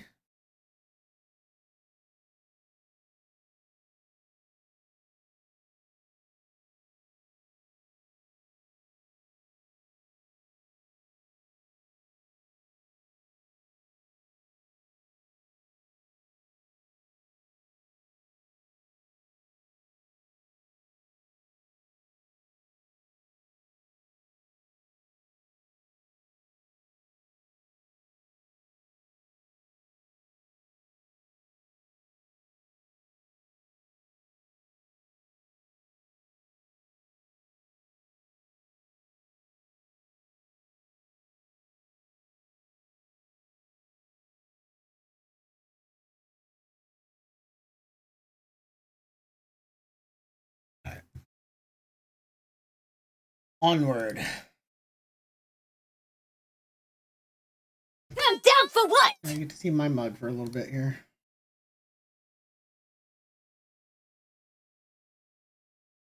I'll try not to smile too much.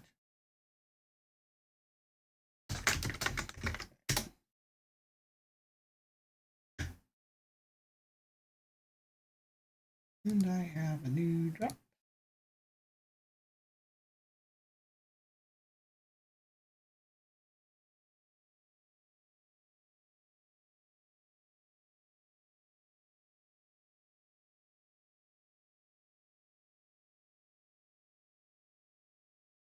So we'll see if we have a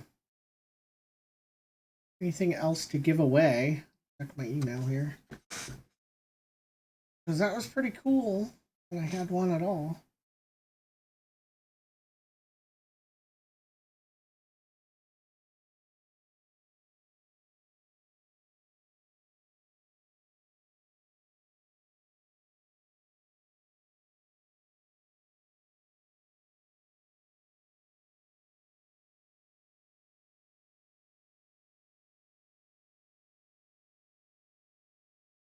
Need just a second here to unlock a couple things here on a Roller Champions.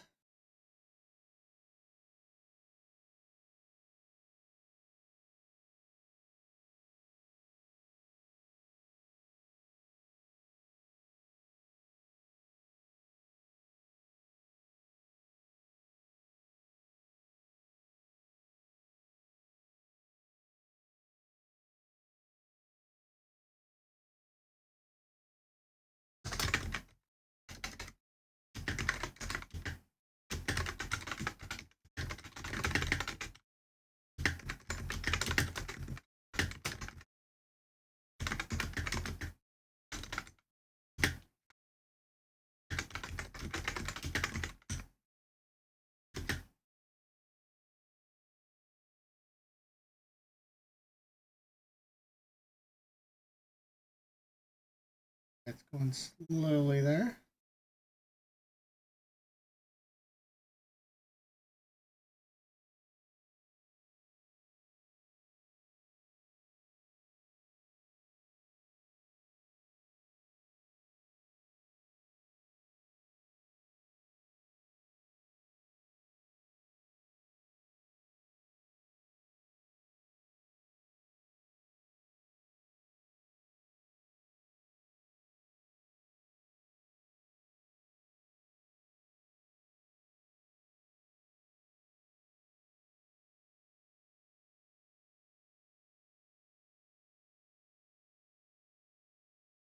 And I sent out the invites for Roller Champions, which, by the way, there's a referral code.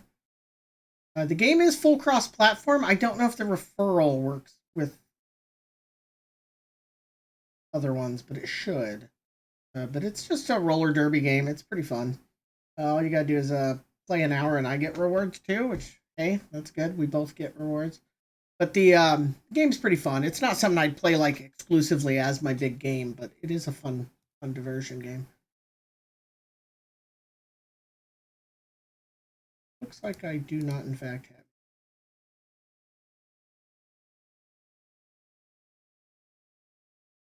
new stuff here.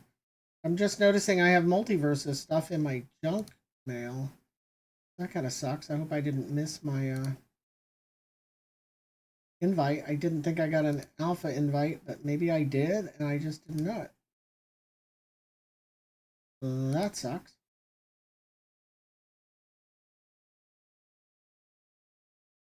Yeah, that's quite bad, actually.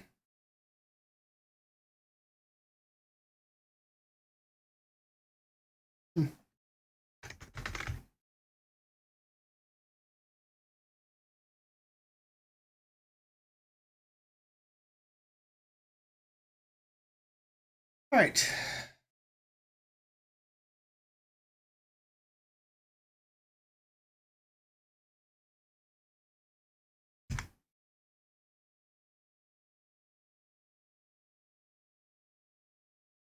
Starting a brand new character over for the third time. Here we go. Hey, we're about to hit 500 followers. That's a pretty big deal. Happy about it. All right.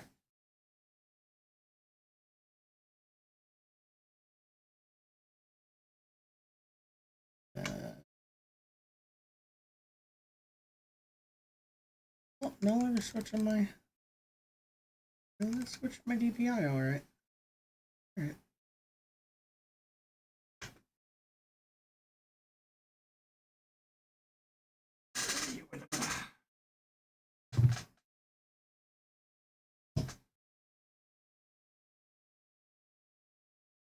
Bum, bum, bum, bum.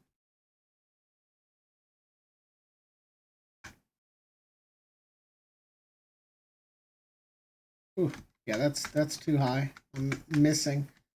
You know, I kept meaning to change. See if I could make it where I hold while I'm holding the right mouse, it accelerates. I think I'm gonna go look at that right now. Give me a second. Sorry. I'm down for what? We'll go ahead and exit. So it's probably in my mouse software.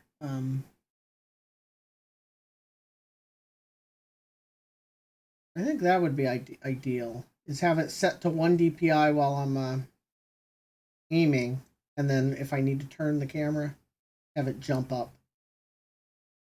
I think that would be ideal. I don't know if you can.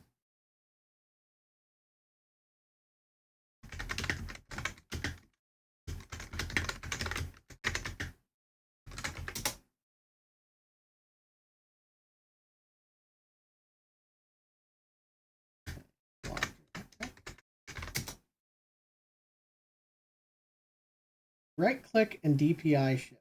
Here it is. Video on how to do it. They want a lower DPI while holding right click, which I can understand. If you were in a shooter game, right, you would want that. It is the create new command feature.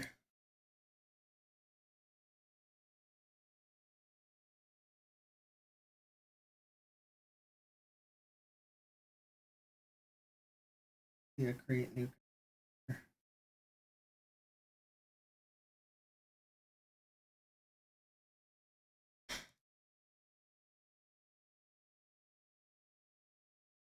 There's a firmware update for the mouse.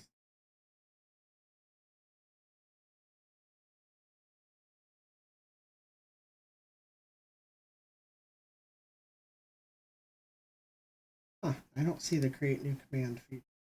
Where's this hidden? Click the create new command editor dialog. Played, select mouse function in the left hand list.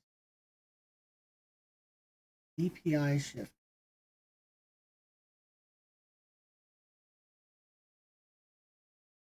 We want a DPI shift up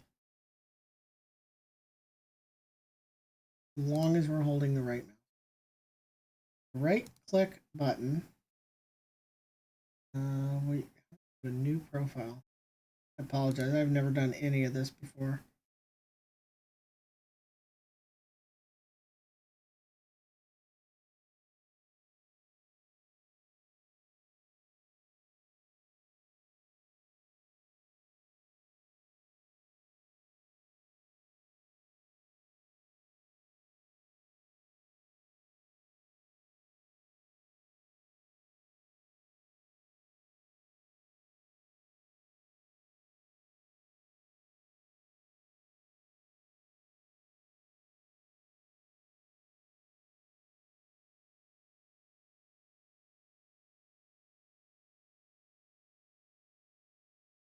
Oh, come on. It shouldn't be this hard.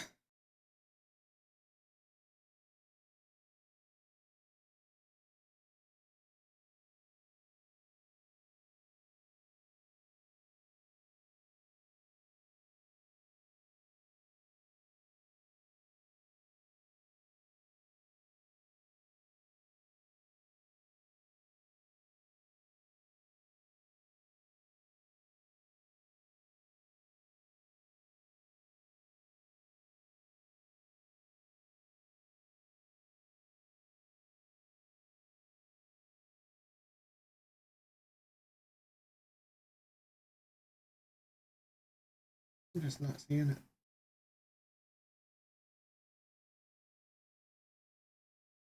There might not be a way.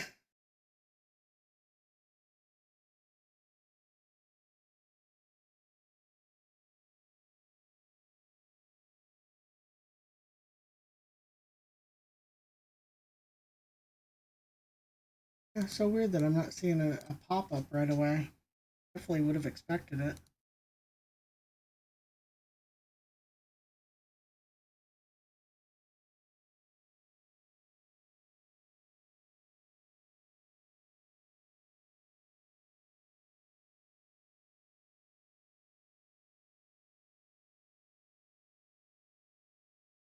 Oh, you got to hold a different key for it, though, if I do this.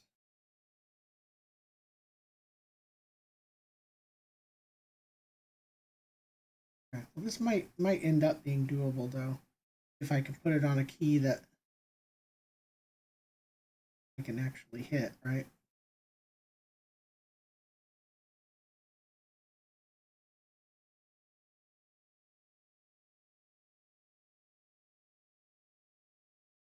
We're going to save this as that is my previous default. I'm gonna save this one with the change.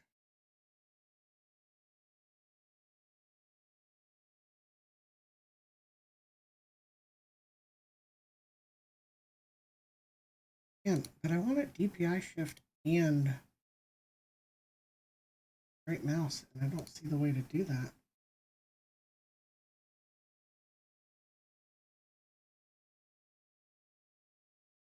Yeah, this might just not be possible the way that I'm wanting to do it.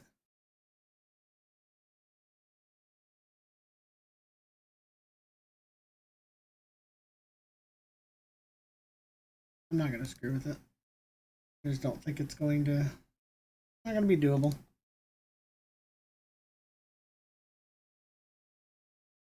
Unfortunate.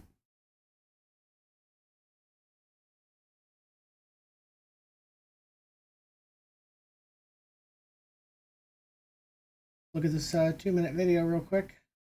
What it says. Of course, it's got ads first. Why wouldn't it, right? Yep.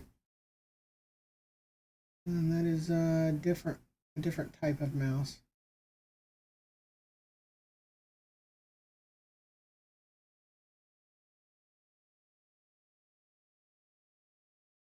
This is a whole different Logitech G Hub, which is what I had, I thought. Huh.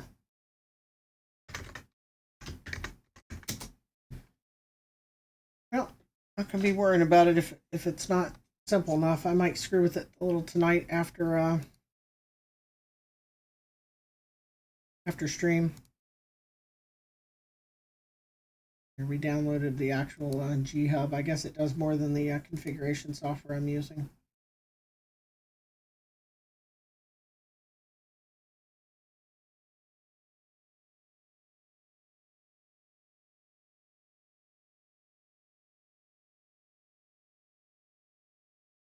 Yeah, so I just need to have that program installed.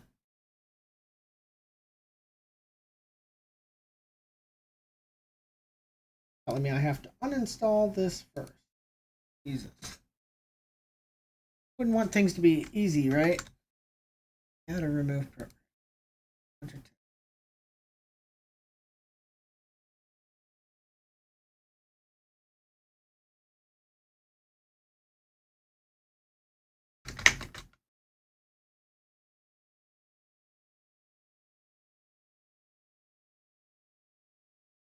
That's so loud, isn't it?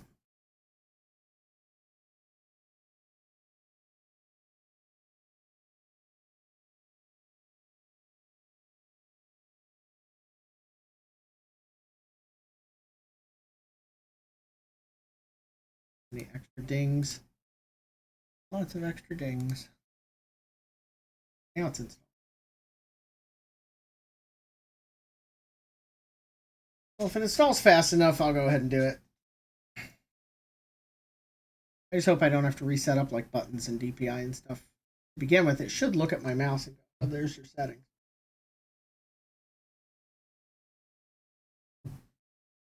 All right. You know what we haven't done? That.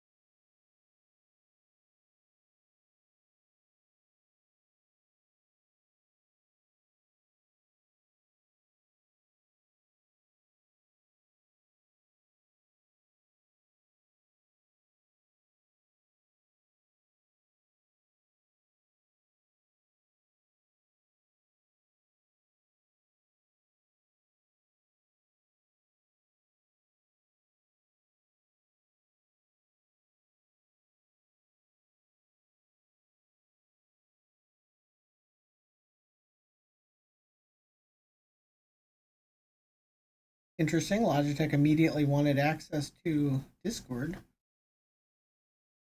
Kind of surprises me.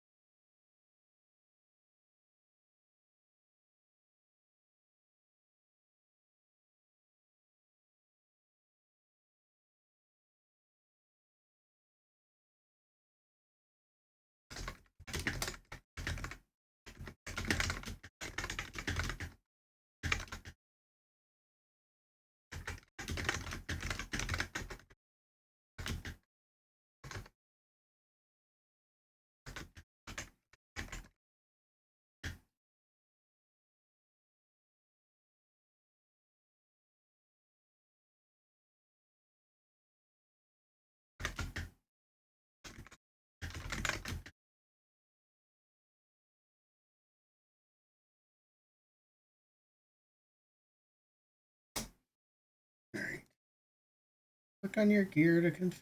Yeah. Ooh, it does feel like it already screwed with my settings. I want to migrate your profiles. Okay, there it is. Yes, please migrate.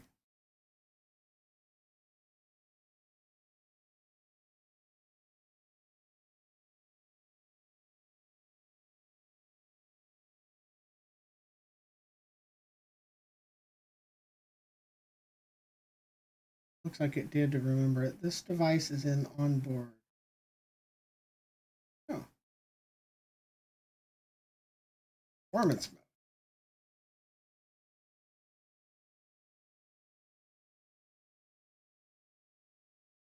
So I don't remember what I had it set at to begin with, DPI wise. I think it was like 850 or something. Down here. 1500 actually feels.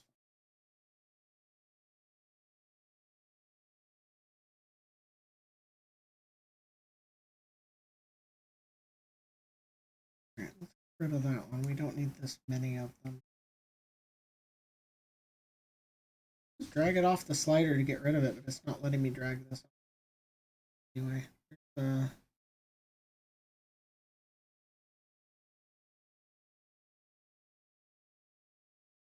okay, that go either.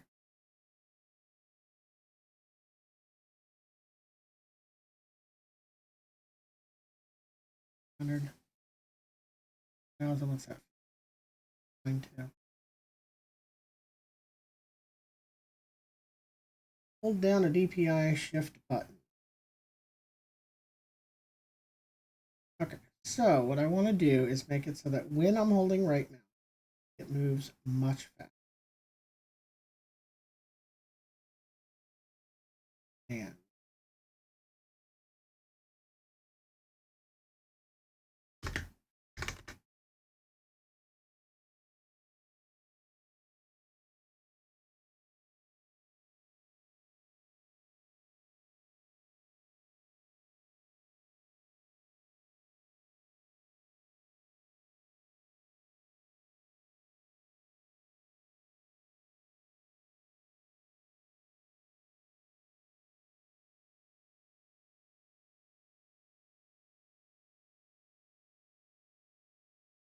not seeing it here. Sorry, this is taking way longer than I anticipated. This up again.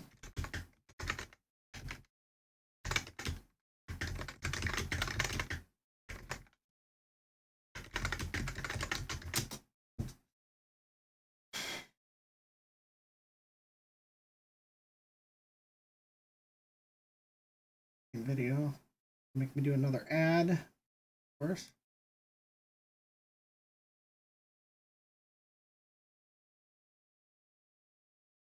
It looks like he's on a different version of the software still.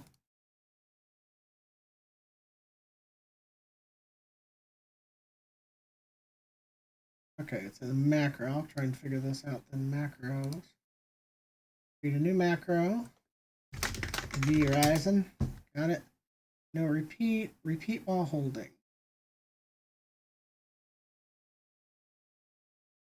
Just want like. Yeah, I don't know. That doesn't sound correct. Here, done with it.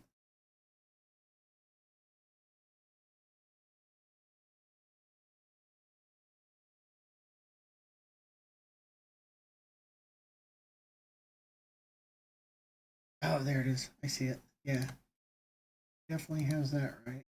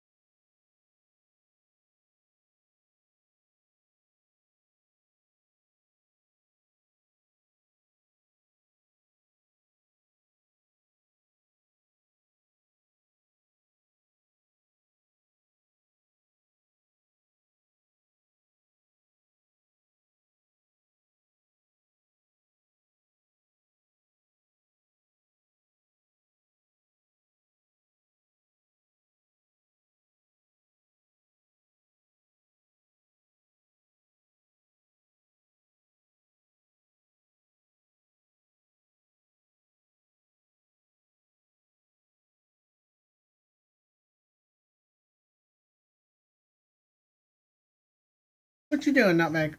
Why are you crying at me? Come here.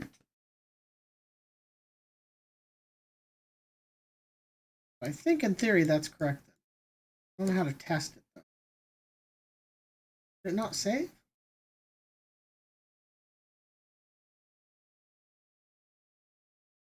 I don't think it saved my macro.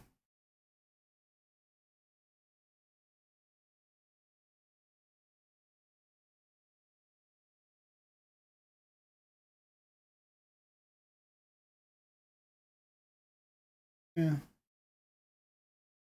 I know this isn't terribly exciting. I'm sorry. I just don't understand why this didn't work here. It just didn't save when it said it was saving. Mouse right down.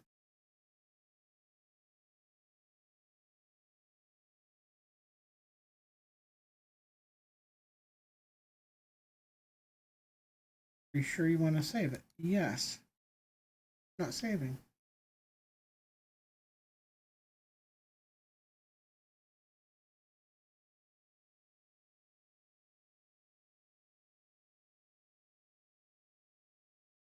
What the hell, man?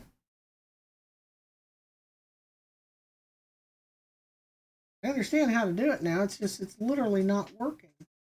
It's not saving the...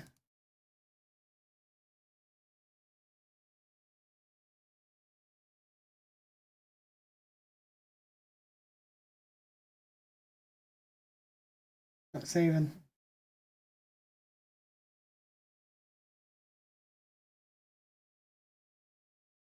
Right. Button is this one here.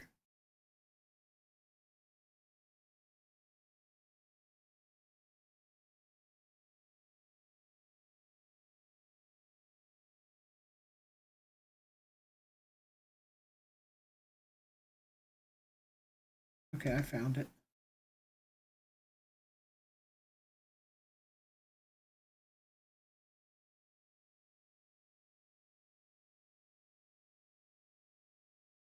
This is way more complicated than it should be, by the way.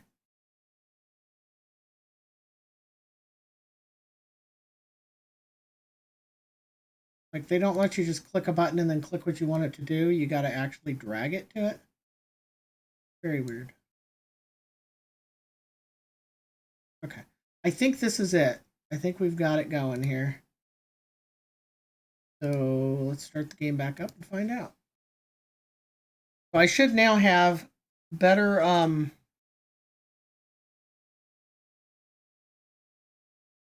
better speed when I turn. Of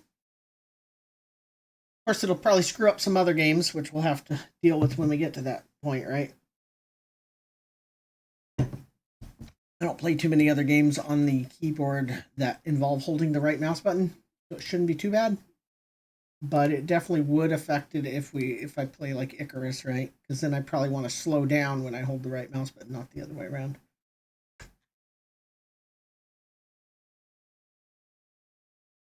Oh, yeah, my coffee cools down way too fast. I like having it in a mug with my face on it.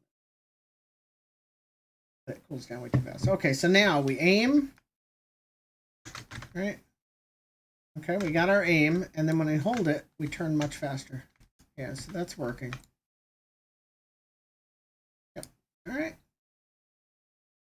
I'm doing this to get bone and stone quicker with less worries. I did this on my other character I created second. Hi, Nutmeg. You can come up here. Come on. Come on. I know it's been weeks and you still haven't figured out this chair. I don't understand what's holding you back. Okay. Come on.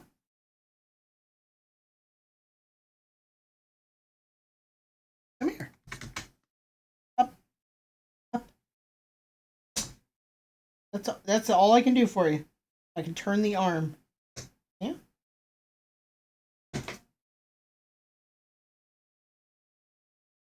Right here. Bag. Bag. I'm not getting down there with you. She went down on the floor and rolled on her back. Okay. Hi.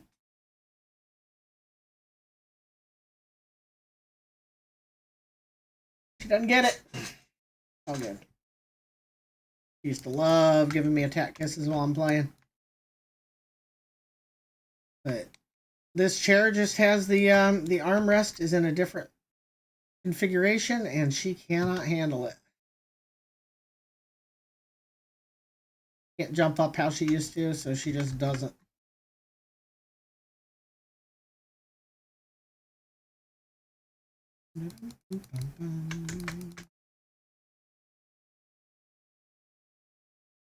Gotta get used to this game again. Just 2 days of not playing it. Surprisingly out of sorts here. I am still determined, not convinced. What does G do by default? Because I might change inventory button still. Do we have G as doing anything?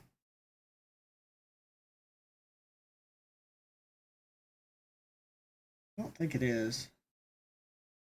Not. So I think I'm going to go ahead and put G as the second inventory button. Try and get used to doing that. Because you hit it a lot, I don't want it all the way over there. By default, it's tab, but I like tab to be the map instead. Yeah, we can get used to that. Okay.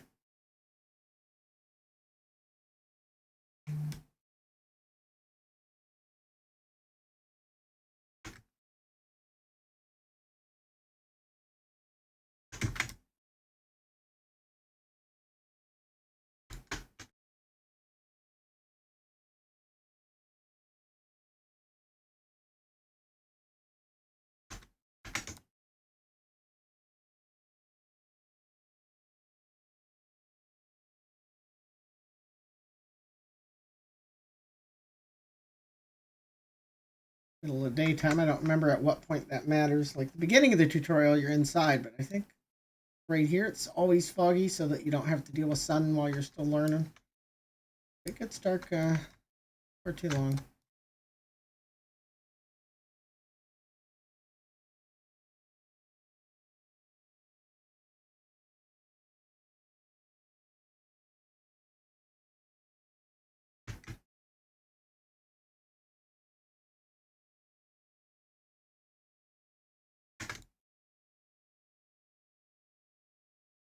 Like early, you want everything you can get here.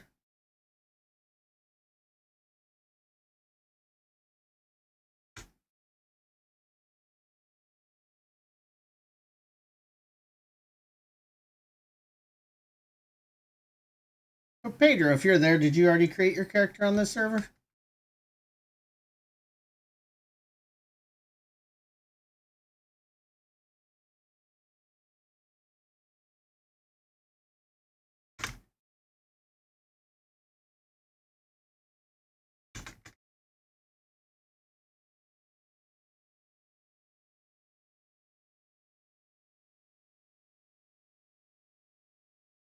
Yep, so the sun is in effect already on the edges here. Good to know.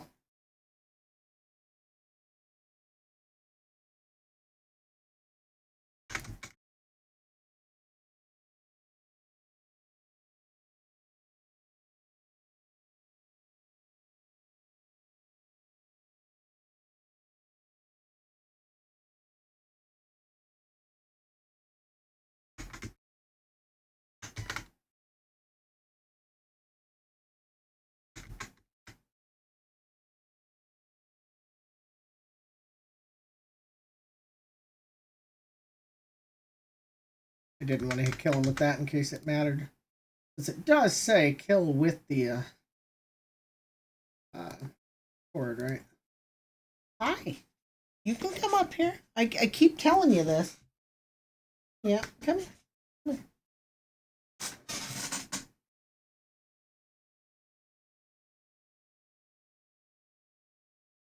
It's fine. You're gonna have to get used to it. See? See? You don't have to get down right away. It's fine. Just like it used to be. Look at that. Hey? Just like it used to be. You just gotta get down a little differently.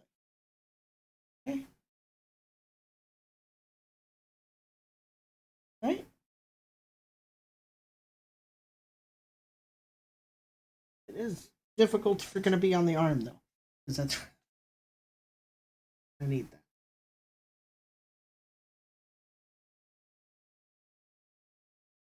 Yeah.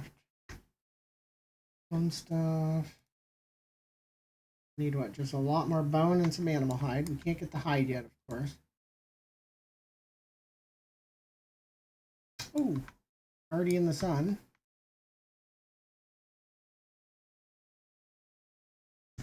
Weird.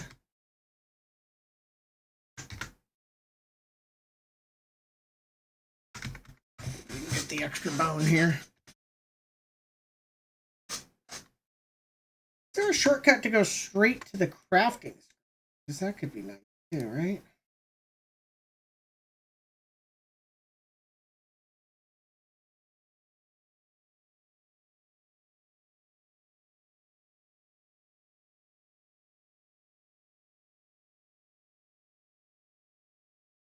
No, there's no craft panel. Unfortunate. All right.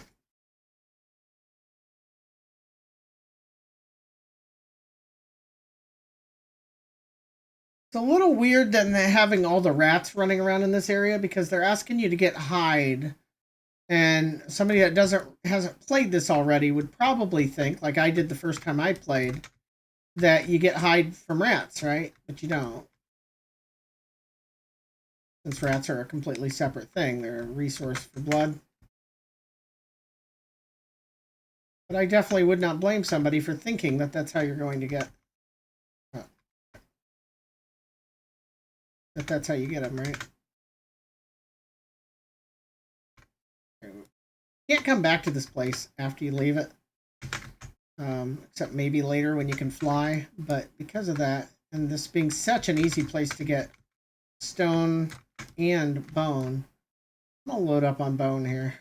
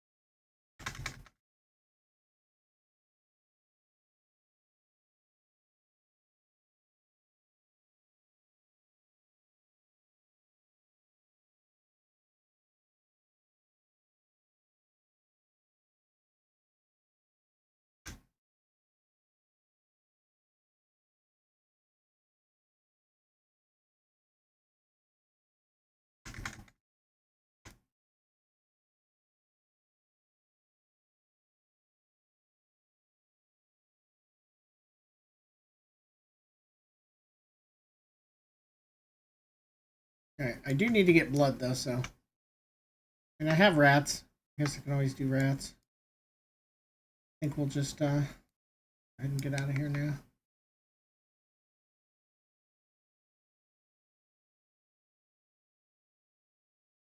Used to going west. Do I want to go west or east this time?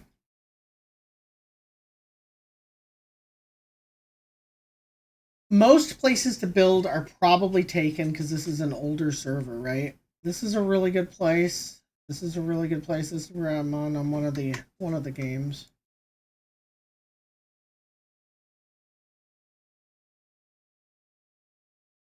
We're just gonna go west here. We'll go east. But I do have to figure out where I want to try and put a base and then see if it's there already is one there. I mean, ideally, I'd like somewhere that I can get to here fairly regularly. Or we could go for a late game base and just have to do a lot of running early. Let's see, because right now I don't know where. Oh, there's somebody dead there. Drag him out of the Actually dragging them, is it? Weird. Okay, so we gotta kill a couple wolves here. So we can eat a rat.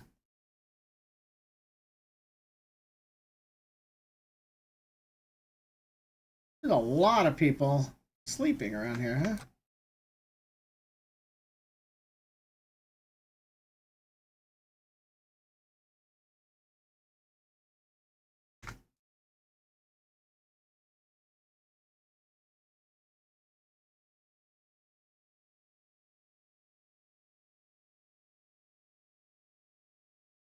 %1 more, we'll take it.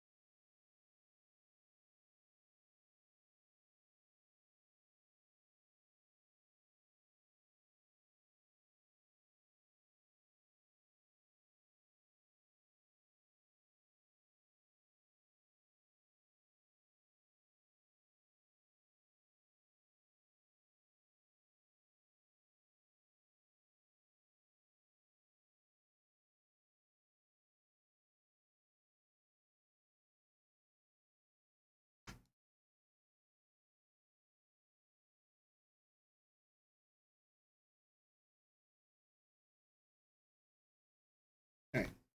The next step is I gotta put down a castle heart. So.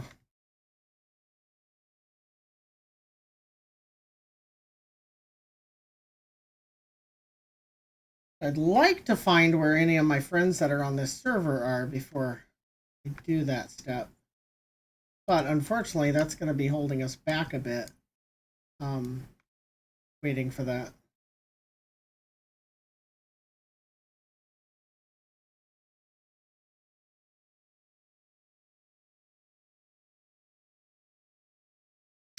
All right, so again, we can just look, I guess, work our way up, looking for names we're familiar with, but that only works if people have named themselves the same as they were before, right?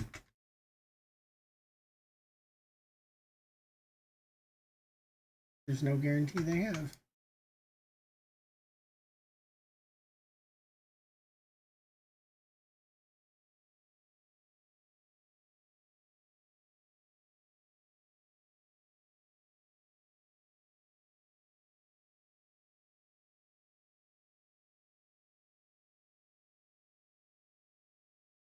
I can't even upgrade to the reinforced bone until I get a castle of some sort down. I don't want to build one right at the beginning. Might be able to kill the wolf though.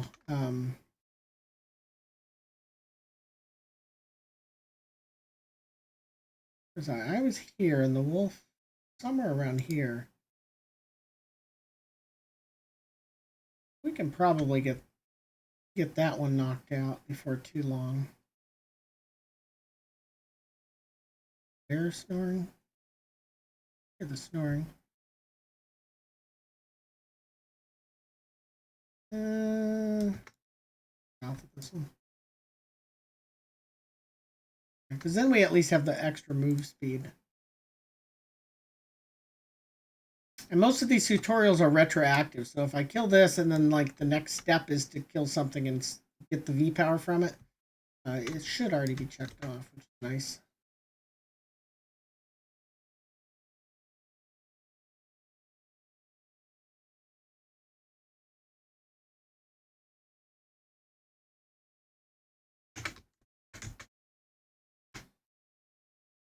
Hands already hurt. Not a good sign. Going forward, right?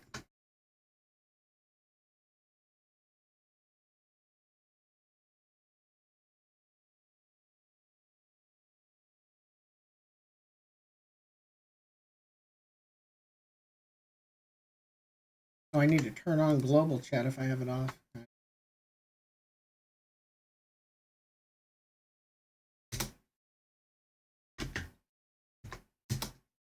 Just put a hey because anybody that knows me will see it and know what to say. I get some random people saying hey too, and that's fine. I can just ignore them. It's going to be daytime soon. We don't really want to be out in the daytime, but we don't have a place to go yet.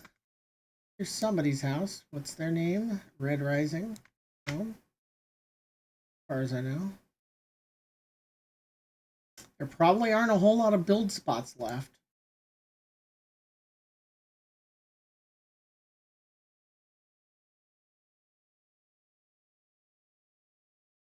There's a relatively easy tier to get to. Tier 2 or 3 means that you can stockpile 8.5 days worth of essence into your castle. A fair amount of time to have to wait before it starts decaying, and then I don't know how long it takes to decay after that.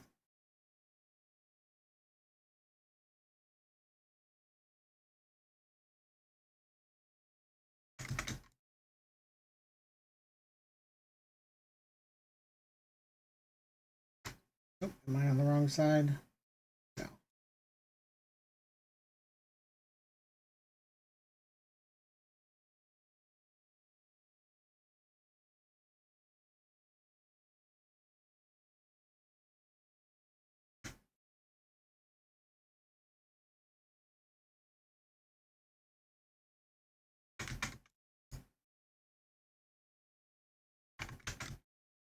And we don't have sun resistance yet, too, so we might end up having to just kind of sit still for the entire daytime. Which I'm hoping to avoid, but without having wolf form, any sun resistance, any of the extra stuff, it could be quite a bit more difficult than you might think. I don't want to go there. That's actually where one of the bosses is. I remember that now. This is more like where I want to go for the wolf. This is going to be a little rough. I'm going to be cutting through an area that's full of higher level NPCs. No.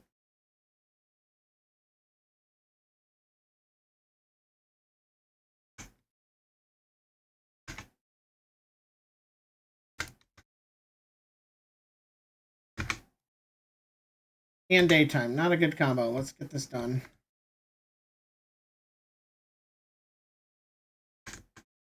Right.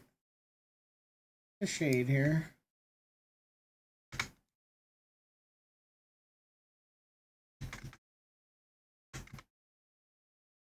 Yeah, so we're in a little bit of a pickle. We need to get west.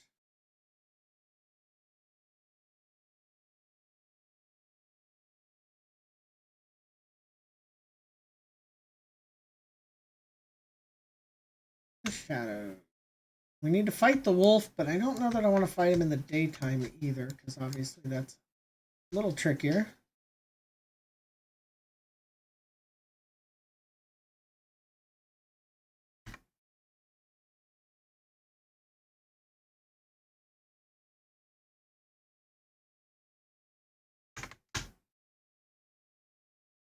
Think I have anything else to build yet? Nope. Not the alpha wolf. Do you think he's up this way fairly often?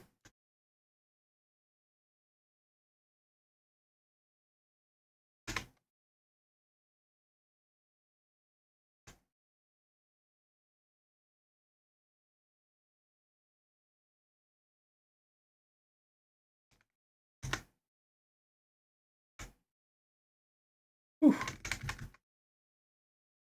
Oh boy, we're dead. We're dead. Yeah, because I can't take more than like 2 hits there. That sucks. We should be able to get back to our body though. But yeah, I didn't have enough health. There was no shade nearby. Very rough. We got to make the whole run again. We'll just try and make good time here. Go, go, go. I'm surprised you don't move faster on the road, to be honest.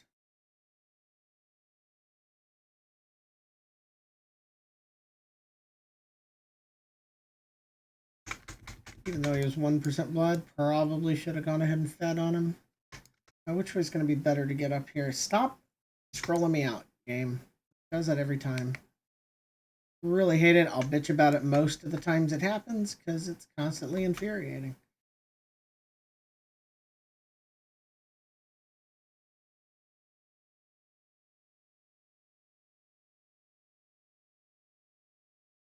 Just constantly defaults to zooming all the way out on the map. And I think it should remember where you zoomed last time. And then have a button you can hit if you want to zoom all the way out quickly. But by default, every time it zooms out, it should remember.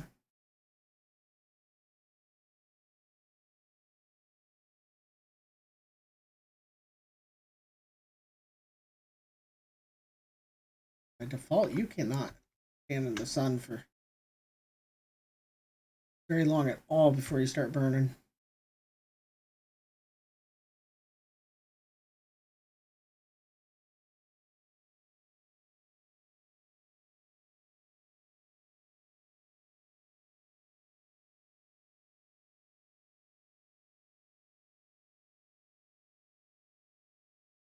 Halfway through the day, too.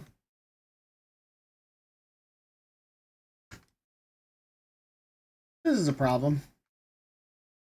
Can't feed on them to speed things up. There's a lot of them.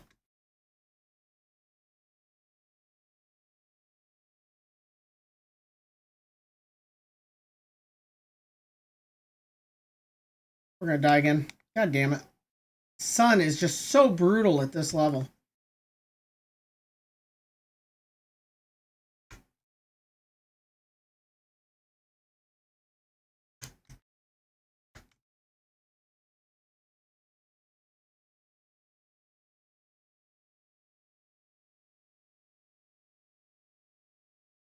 I actually wanted the undead to lose. I didn't see him. I didn't see him get ready to swing. This is rough. Second run. Let's go from the other side. No reason not to. It gives me exploration, right? Reveal stuff on the way. I do want to get back to my first body because it has quite a bit of loot on it.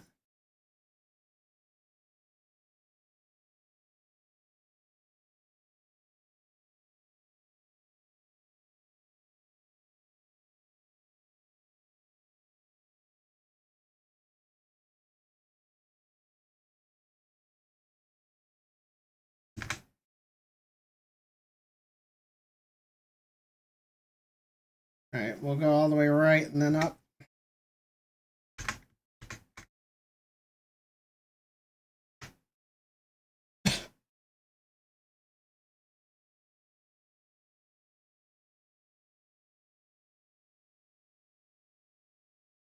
At least it's almost nighttime here.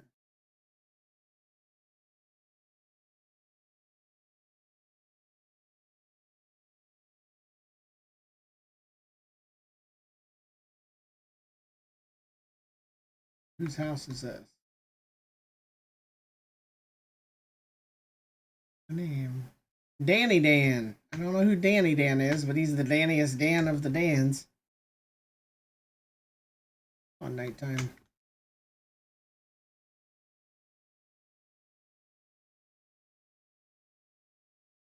Definitely don't want to fight that yet. Hear that gong.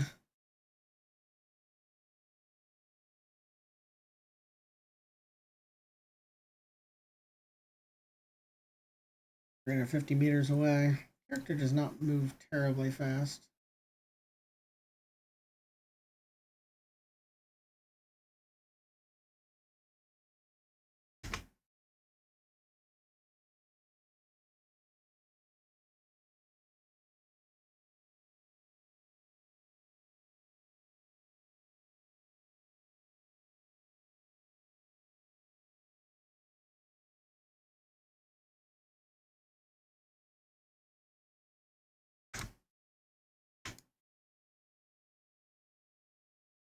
Do I want to keep fighting things yet?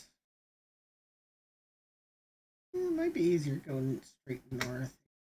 Oh, Here's the alpha wolf. You can go ahead and fight him. It'll be a little tough.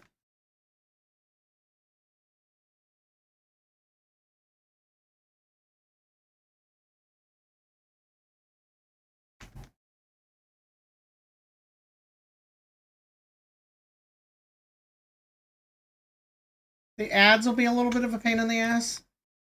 Nope, that sucks too.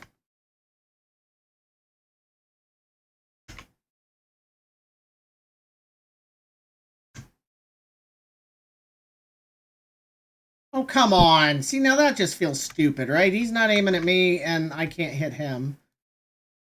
I don't know if that guy's going to aggro on me, aggro on him.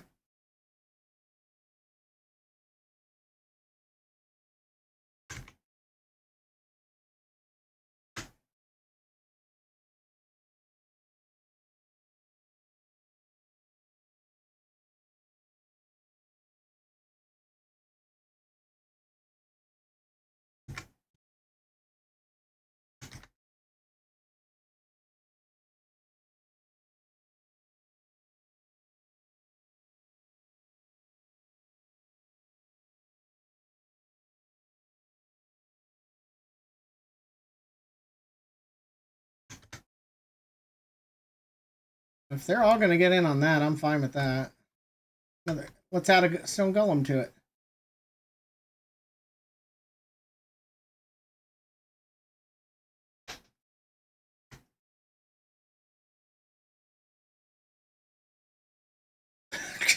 All right, I'll take it.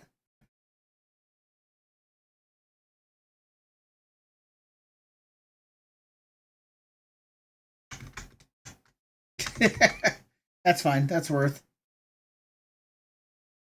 All right. I did not expect to die this many times this fast.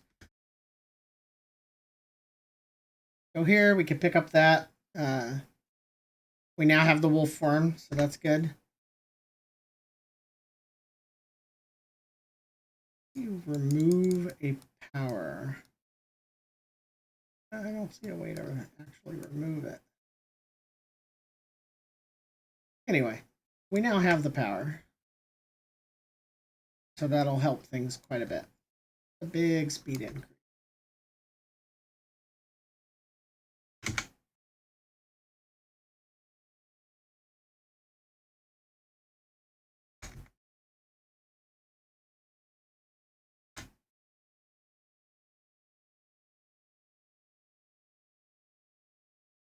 All right.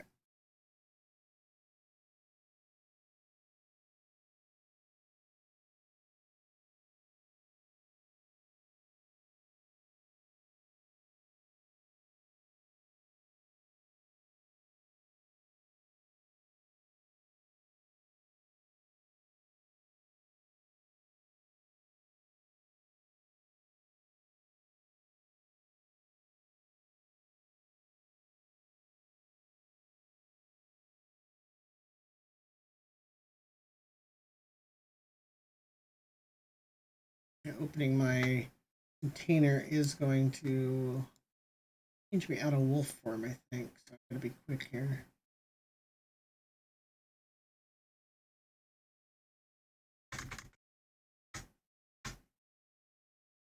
Not even better.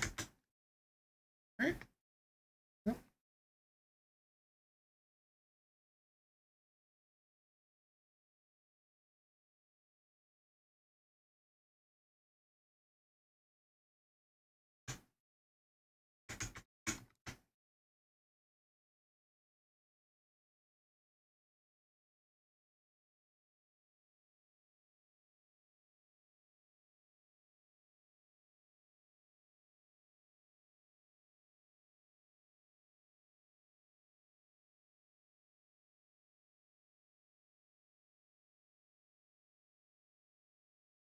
Yeah, so we already got the wolf out of the way.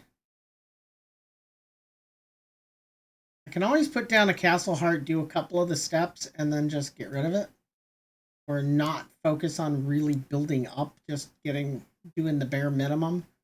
Get weapons upgraded and stuff, which might be the best call here. Just find a place, slap something down, not really do much with it other than get my stuff. First, the wolf's back. Ready.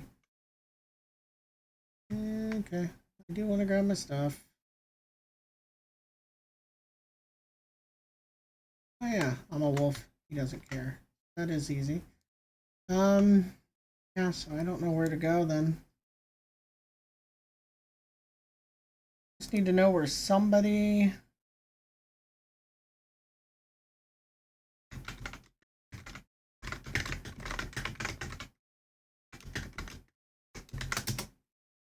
Need to know where the castles are on for our. Oops.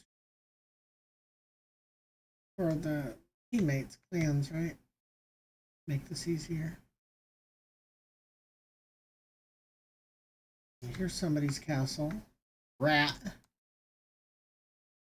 Big one. Closing off a lot of space, too. Can't really blame them. Can't fault them. It is inconvenient for other people. That doesn't mean it isn't, the right way to do it or how you should do it, especially on a PvP server. This isn't. Even then, if somebody wants to block something off, that's more power to them, right? Fine with that. This is the Forgotten Cemetery.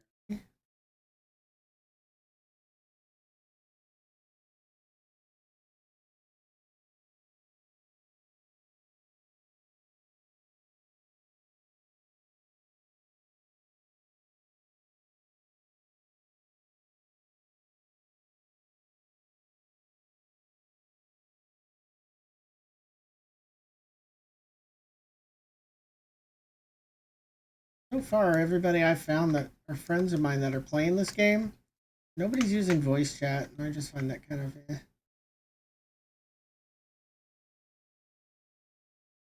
One batch of friends, they were all playing and barely using text chat and not using voice chat. Well, I think they might have had a voice chat going. I wasn't privy to. But again, I mean, that doesn't feel great either. Right, somebody's already up here. Renala. Name sounds familiar, but I can't say for certain it's in the pan. Here's where my base is on my other server. One of them, anyway. Who is up here? Nobody. But my base in the same spot I have it on the other. Oh, wait, somebody is there. It is not a virus.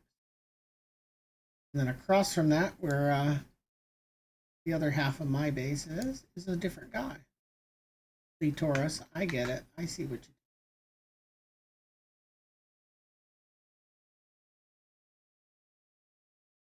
Well, I don't want to go too far. We'll check over here on the east, or the west, rather. It's just there's a very high chance that like every decent spot is going to be taken, you know?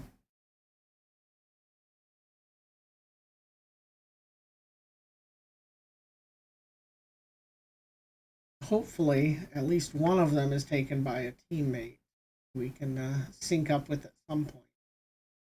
Until then,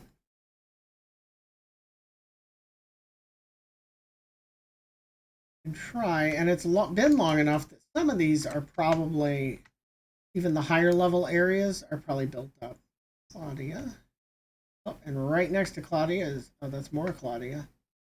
She built both places.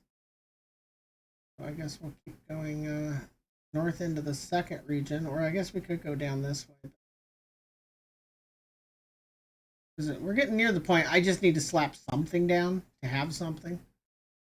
I don't want to waste too many days not advancing level up.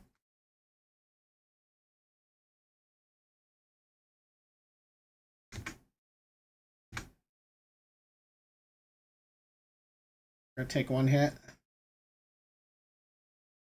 Ooh, a bear. Really ready for the bear. I like how I got the bear to hit the other guy, though. That was convenient. Ooh, and the bear is 20%. We'll take 20% critter over 9% warrior. Interesting that was warrior, since that was a rogue. He was stealthing on me, you know? Alright, so Bones. Bones' house. Yeah, so that's probably all bones then. Check here, but again, I might just have to slap it down in an open field somewhere and not really be able to build up at all. Bones, yeah. Bones is horse. Almost daytime here. Very least, I might have to slap it down to put a mist brazier down. Or brazier. Now I'm saying brazier. Who's a YouTuber kept doing that, cracking me up. Since a brazier is a bra, and a brazier is the fire pit thing. A nocturne. Nope, that's not the. Can't see whose this is. Nocturne's the style gate. Not what. I straight up can't get close enough to see whose it is, which that's interesting design. There's Freya's. They're just not having any places to do anything. South of here, west of here. Let's go west first. Probably either a continuation of Freya's or just. Yep, it's taken. By Ronnie. Granny.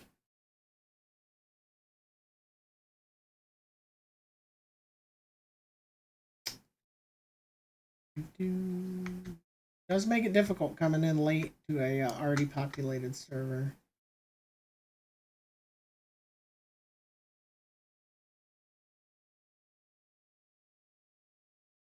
I'm not going to be finding a place that has building potential like for the future. That's a little bit of a bummer, but it's to be expected. The best we're going to be able to do is just find a place to get by. A small little alcove.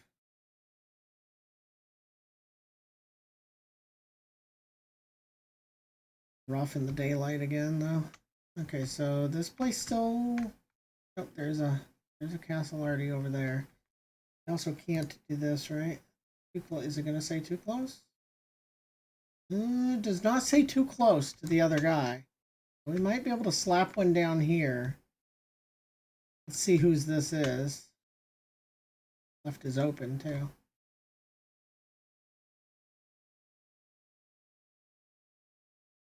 Yeah, so we can slap one down here. We run the potential of pissing them off. I'll try not to block them. Because you can, when they're in a situation like this, you could build here and like block them in a really nasty, mean way. But try not to. No promises. Very daylight. People burn going up here. I just want to see Raziel.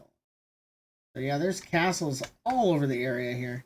So if we built here, the biggest we could do is just a very small, like one of each forge, and just something to get by. Which again, maybe that's a reasonable way of doing it.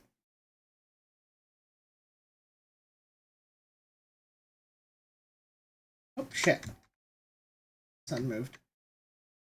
It happens. I was looking at the other monitor. Right, do we want to just slap it down here? I kind of think I do. Guess we can go north. There's even more little places. There might not be a big enough area like there is right here, though. Well, this golem is here. Let's see.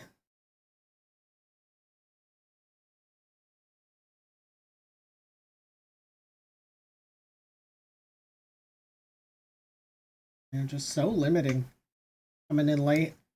Another problem with it not being a procedural game is this is always the same, so you're not going to find some like undiscovered area that nobody's seen or thought about building in, right? There's this area right here between both castles. It might have enough area to build a very small castle. Again, very less than ideal. But we need to get our weapons upgraded, and we can't do that without having access to a castle. The higher up here we go, the more likely we're going to run into even higher level castles that people are less likely to bail on, right? the lower level, the less time people have put into the game, the higher the level, the chance that they will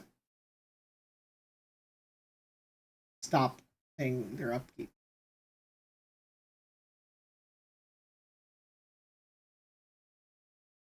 This I knew coming in this was going to be the hardest part of it. I was really hoping somebody in the clan would be active in voice chat and let me know, like, where their castle is, be able to clan invite me so we could team up, and then you can use their facilities to get upgraded. Because without that, kind of tricky. I've never even been up here. This is the end game area. But I mean, if there isn't a first bad guy I see will probably kick my ass. Then I drop everything. So I need to run if I see bad guys. I kind of wouldn't mind trying to see if there's a I can get over here or I can get over here. I wouldn't mind trying to see if there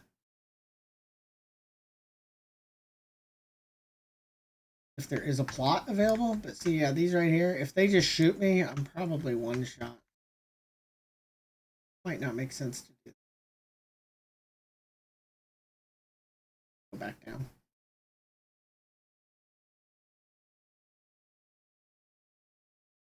I think we're out of options. I'm gonna have to build over here. Smallest base possible. Right in somebody's back door or backyard. Only so much we can do. And we'll just delete and move when we find our friends.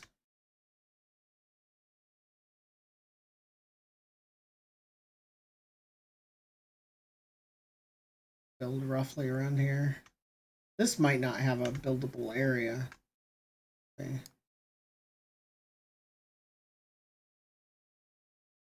Cramped. Yeah, see, it knows it's cramped. It's warning me.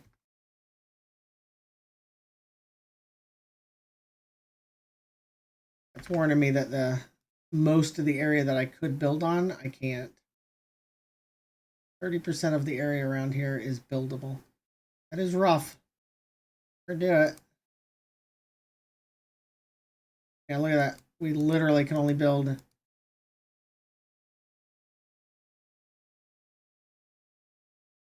out that way. I can't build up that way because there's a castle there. And this is very cramping to them as well. I don't know if that one's too close to a castle. Okay. Yeah, so we're going to have a really weird looking castle as we just try and make it fit around what they have claimed. Do 3 more if I find some more stone. So let's grab stone here.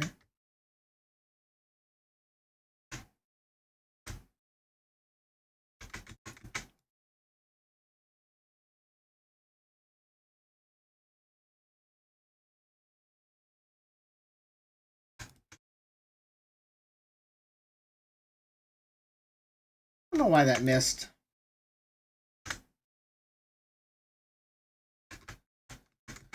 All right.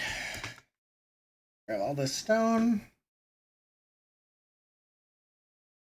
Need enough stone for a mist brazier so we can brazier doing it again so that we can do it in daytime. That's fairly expensive in stone. Then we need to just get palisades up.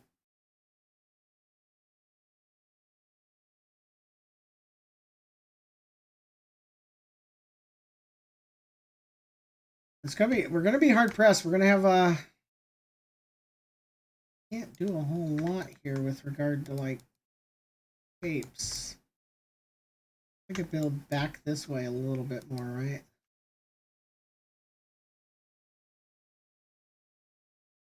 That's everything. That's 30. Yep. Alright, so let's go interact with the heart. Got it. Essence in.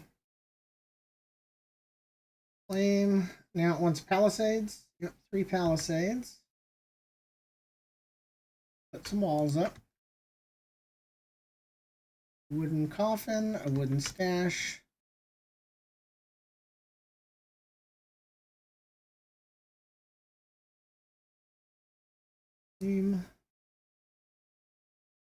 Sawmill, workbench. Sawmill and workbench. Mill.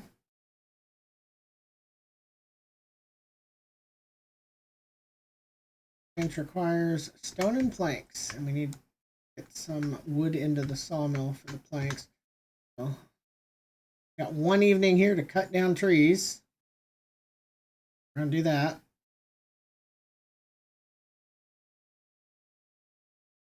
We'll get some in the sawmill going.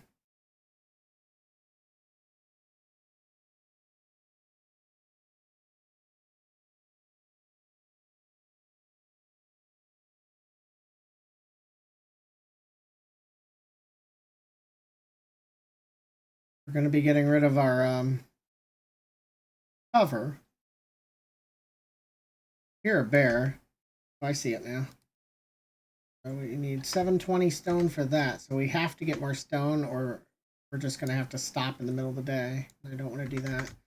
No more stone here. That's rough. There's another castle over there. Ooh, I could put a wall right here, and that guy can't come this way. That's rough for him. Probably shouldn't do that.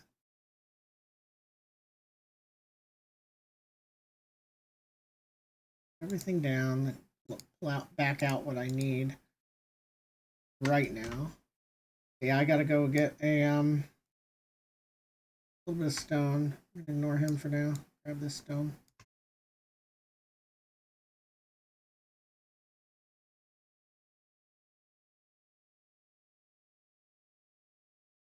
If we can get both of these pieces of stone. This one might aggro the guy. He is level 20. That's doable. A little rough if he sees me. All right.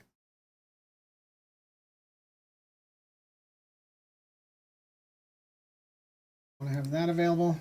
Got it. And then more palisade. We don't have the plant fiber for our. Interesting.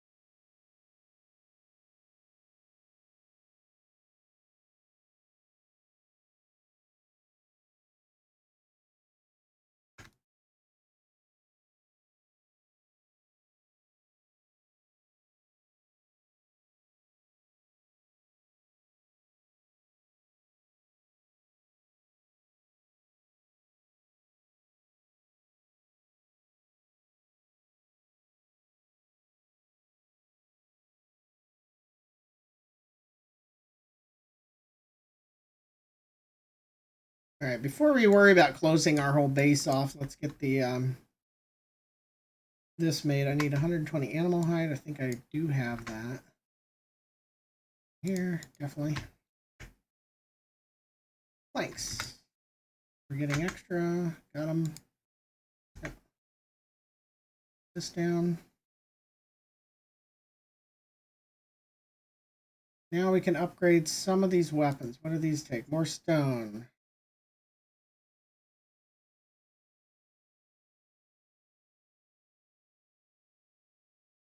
That needs blood rose and plant fiber. All right, blood rose, plant fiber. I don't see blood rose.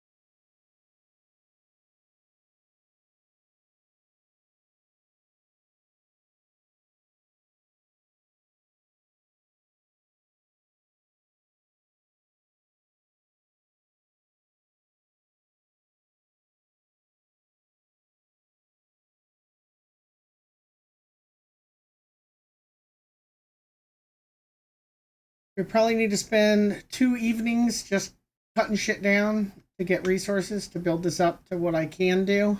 But again, this isn't going to be a long-term base by any means because it's just not a sustainable location. But on an already established server like this, it could very well be impossible to find a place that's going to allow you to build enough.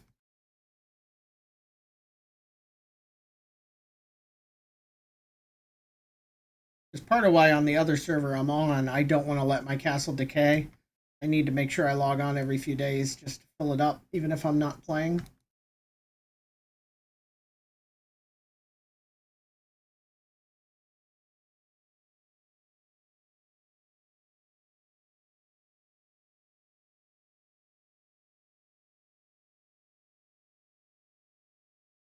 Almost daytime. Of course, until we get full castle stone walls and bricks going and stuff, we can't do have a ceiling, which that's the big turning point for sustainability for me.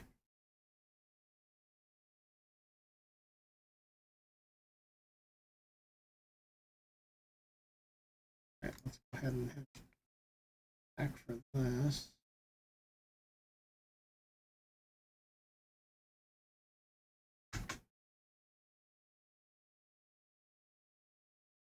Nobody's made a.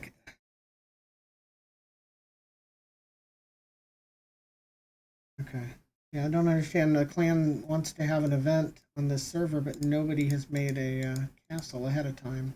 Means finding a room for a castle is pretty hard pressed, really. I want to make the copper spear. Because at low levels, I do have trouble with fighting animals, which is what that's good at. At any rate, we need bone spear first for that. We need stone, right? Stone. Need bone spear. We need bone and we need stone. I don't want to use all my bone yet because we want some in here so it can burn longer. I don't want it on. Yeah, we can leave it on now. It's almost daytime. All right. Wrong buttons constantly here.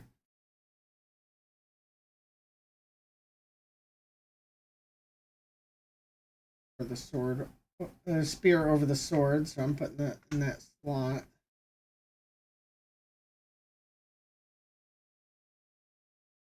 That's nighttime or daytime rather. I'm kind of boned here for the daytime.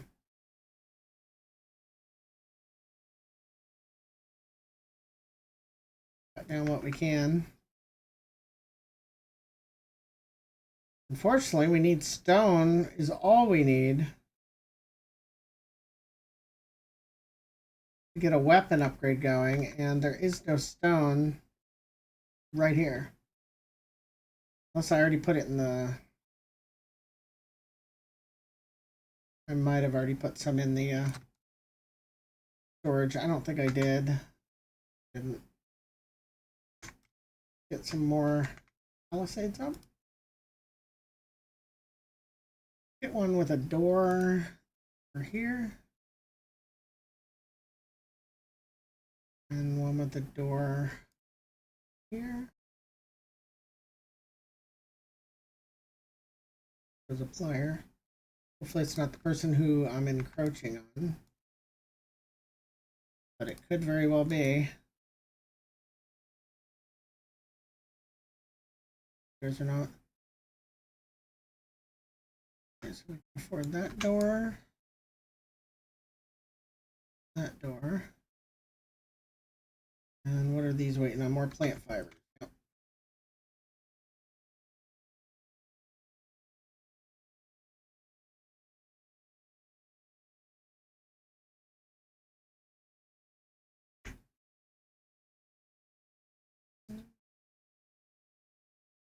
Not what I meant to do.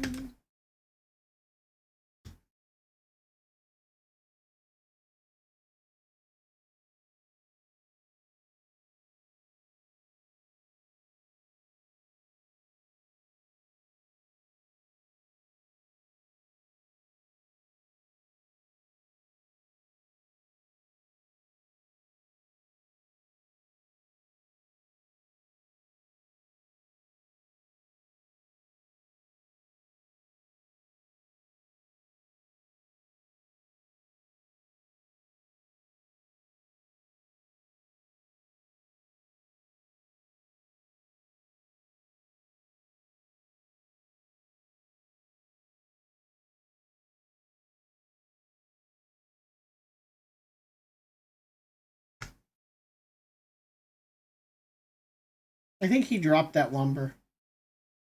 I don't think that was mine. There's just a pile of a couple hundred lumber sitting there. A little weird. Waiting on plant fiber.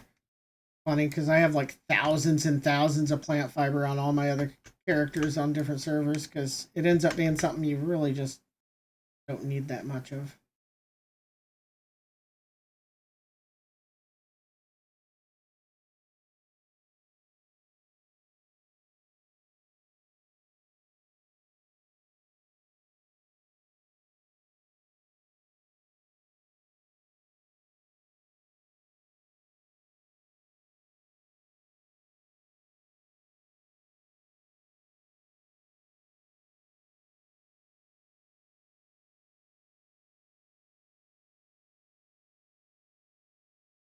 All right.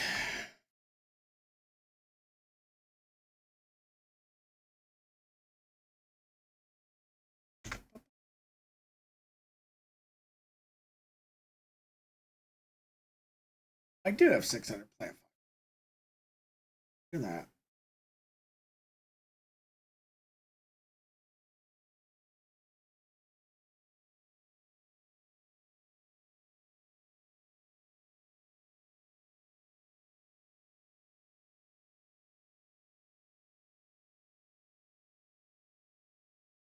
I think I have enough. It's close though.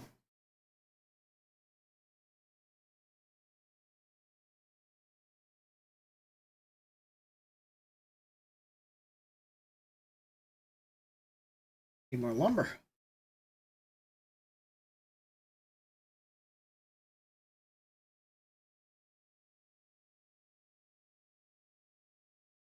More stone. Need more lumber. There's stone.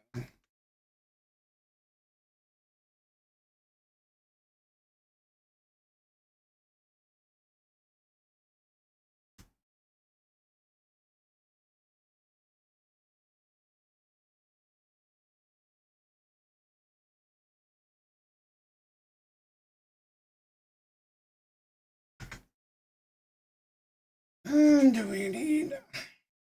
I don't know. Once again, even though I really want the bone spear for the fighting, the mace and the axes take down trees and rock faster, right? And I end up needing way more rock. We're gonna go ahead with the mace. Same reason we ended up with the mace last time. There we go. Claim. Next step: construct a blood altar. More stone and some blood. Can do that. It's almost nighttime, which is good.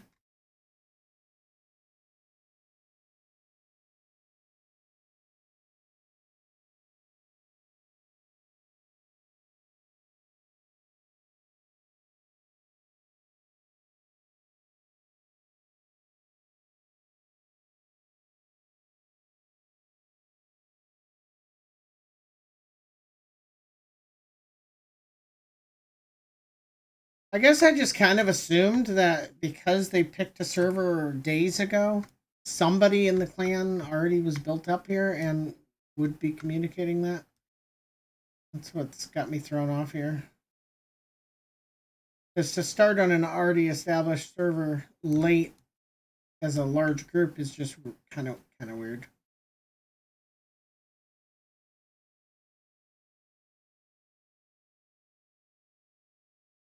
Hopefully there are already people on this server with decent castles and they just haven't been speaking.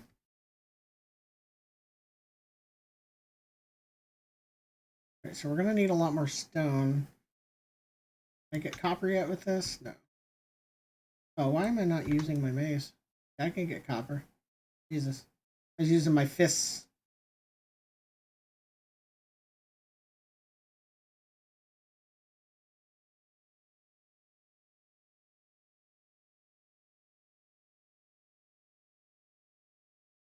Okay, let's find some stone. Can't get sulfur yet. That much stone. Be a little hard getting stuff to begin with.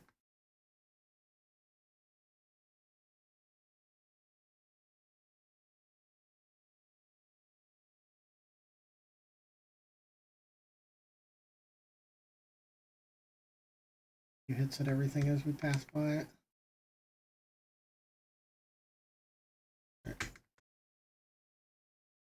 That should let me finish my wall as well. I need to put that mist out while I can. Ring needs more blood rose. Turn this off. I thought I had more blood rose. I guess I only ever had the one. Yeah, in my throat. There we go. Now, I'll clear there. You need more stone. It might not be a terrible idea to put another one of those down, though. But I'll worry about that a bit. Drop everything off here.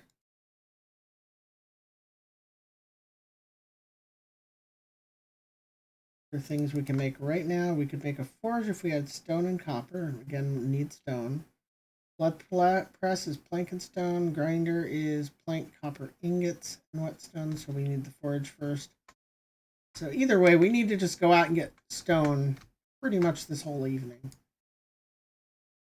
So I don't know this area. We need to figure out where we need to be getting stone. And I need any blood rose I find as well. And copper.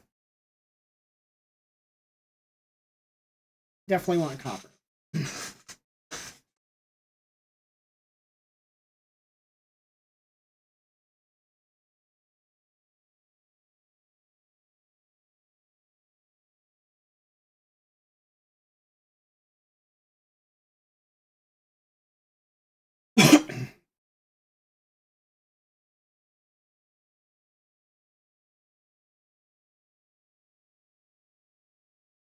Trees are going to be a lot easier to find, even if it's going to take time to cut them down. Just going for stone and blood rose first. I'm going to need to drink some blood here shortly.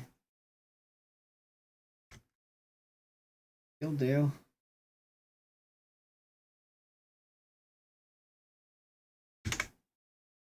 That was good blood, too. 33 is fine. Like, early game, that's good. Content with that.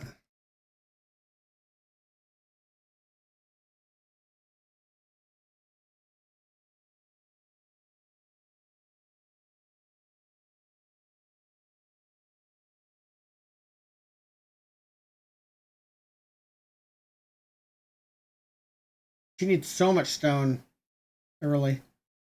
Like, each wall is like over 100 stone, each wall piece, because you got to turn it into bricks. It all adds up.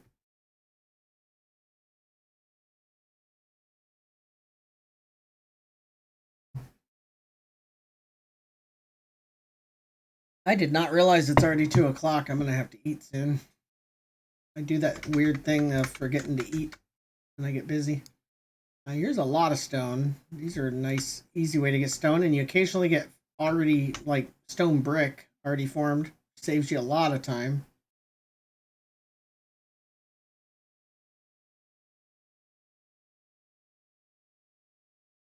Once I get good at killing stone golems, they're also profitable.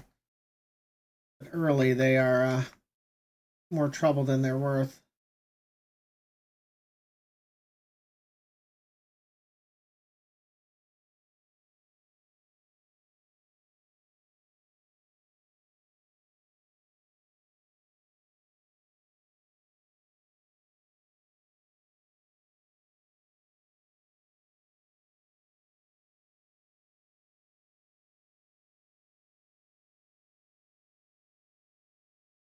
No bricks yet. There's one. Each one saves me a little bit of time, so I'll take it.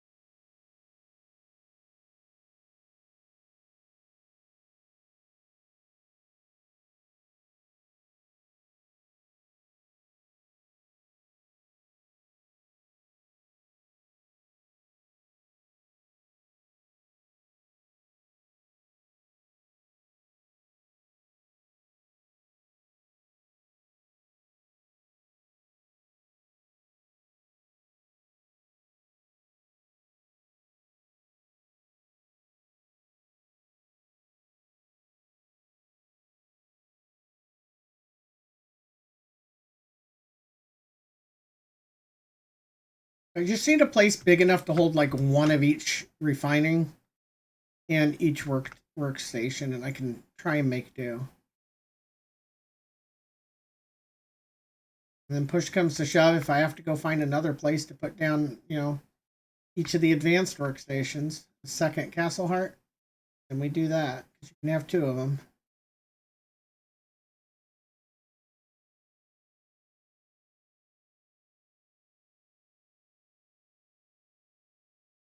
Okay, so I really need to find two things of Blood Rose too to upgrade my ring.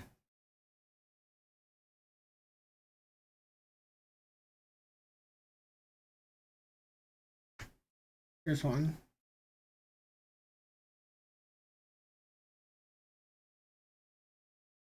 Need one more Blood Rose.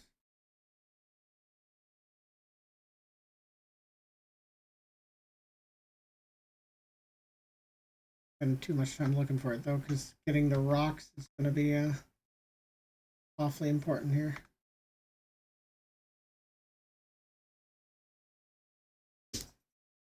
Any. Might have to wait until the next day when that respawns.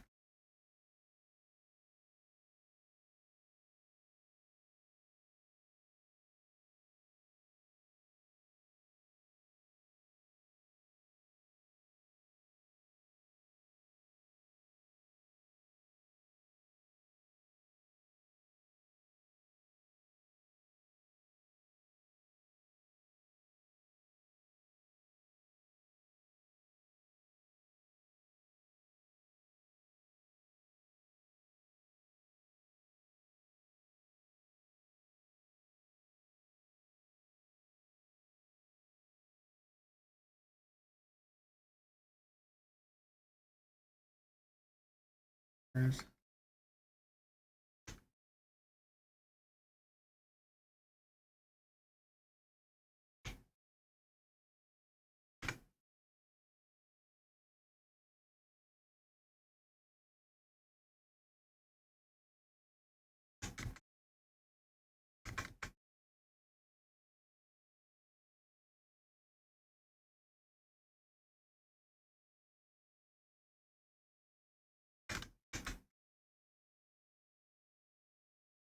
probably the last two pieces of rock we'll get before daylight here.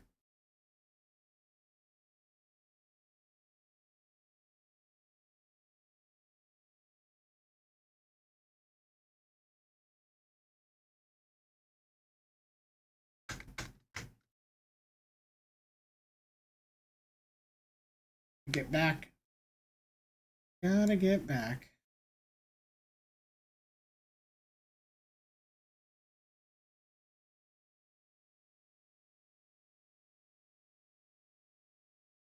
Till I get used to where I am, I'm gonna leave the marker there.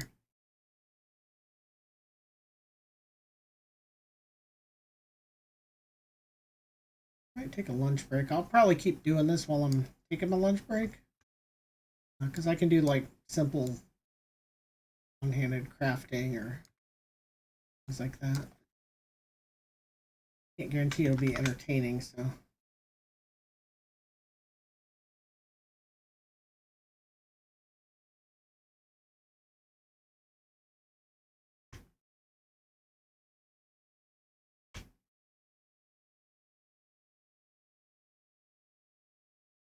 Blood ring.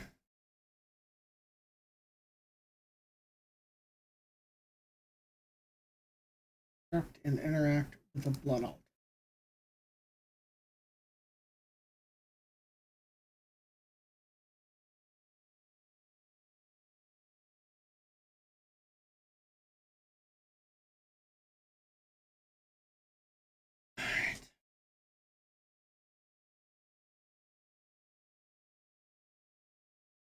planks.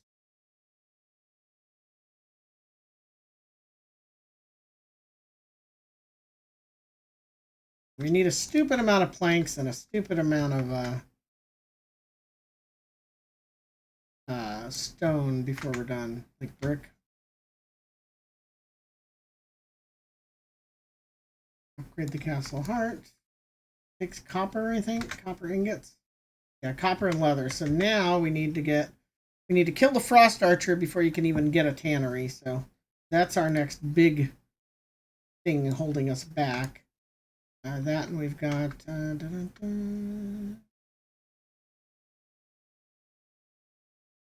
forge. We can put copper into. Get that going as soon as possible, right? And then we need a grinder, which needs the copper forge. The whetstones is going to be the problem there. There's a guy you have to kill to get that, or just find him as drops. And that we're fine. We don't really have the room to put down multiples, so we're at the mercy of waiting, fortunately.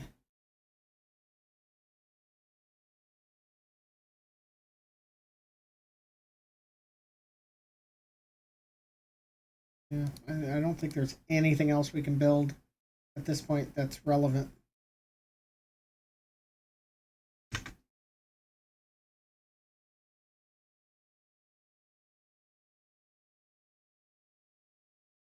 I do need to take this out. We are going to need one or two more stashes for sure at some point.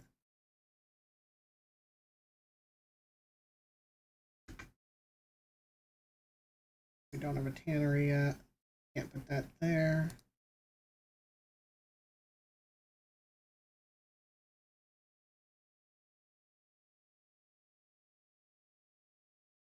Need a blood press. That's something we can actually put up fairly soon. It requires planks and stone. 12 planks, 120 stone. We have 120 stone. Clearly. 12 planks, so that'll be a bit.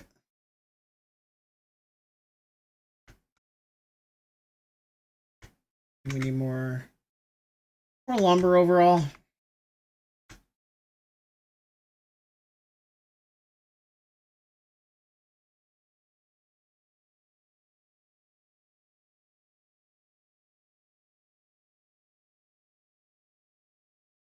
Rolling back to where people said they were building on this server and see if anybody it was on May 22nd, so 5 days ago, and then he never posted again.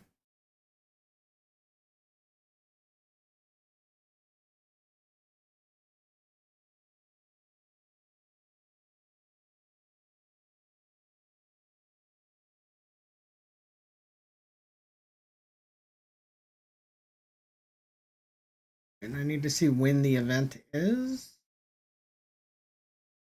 All right, so I think I'm gonna go ahead and turn off this. Get in our casket.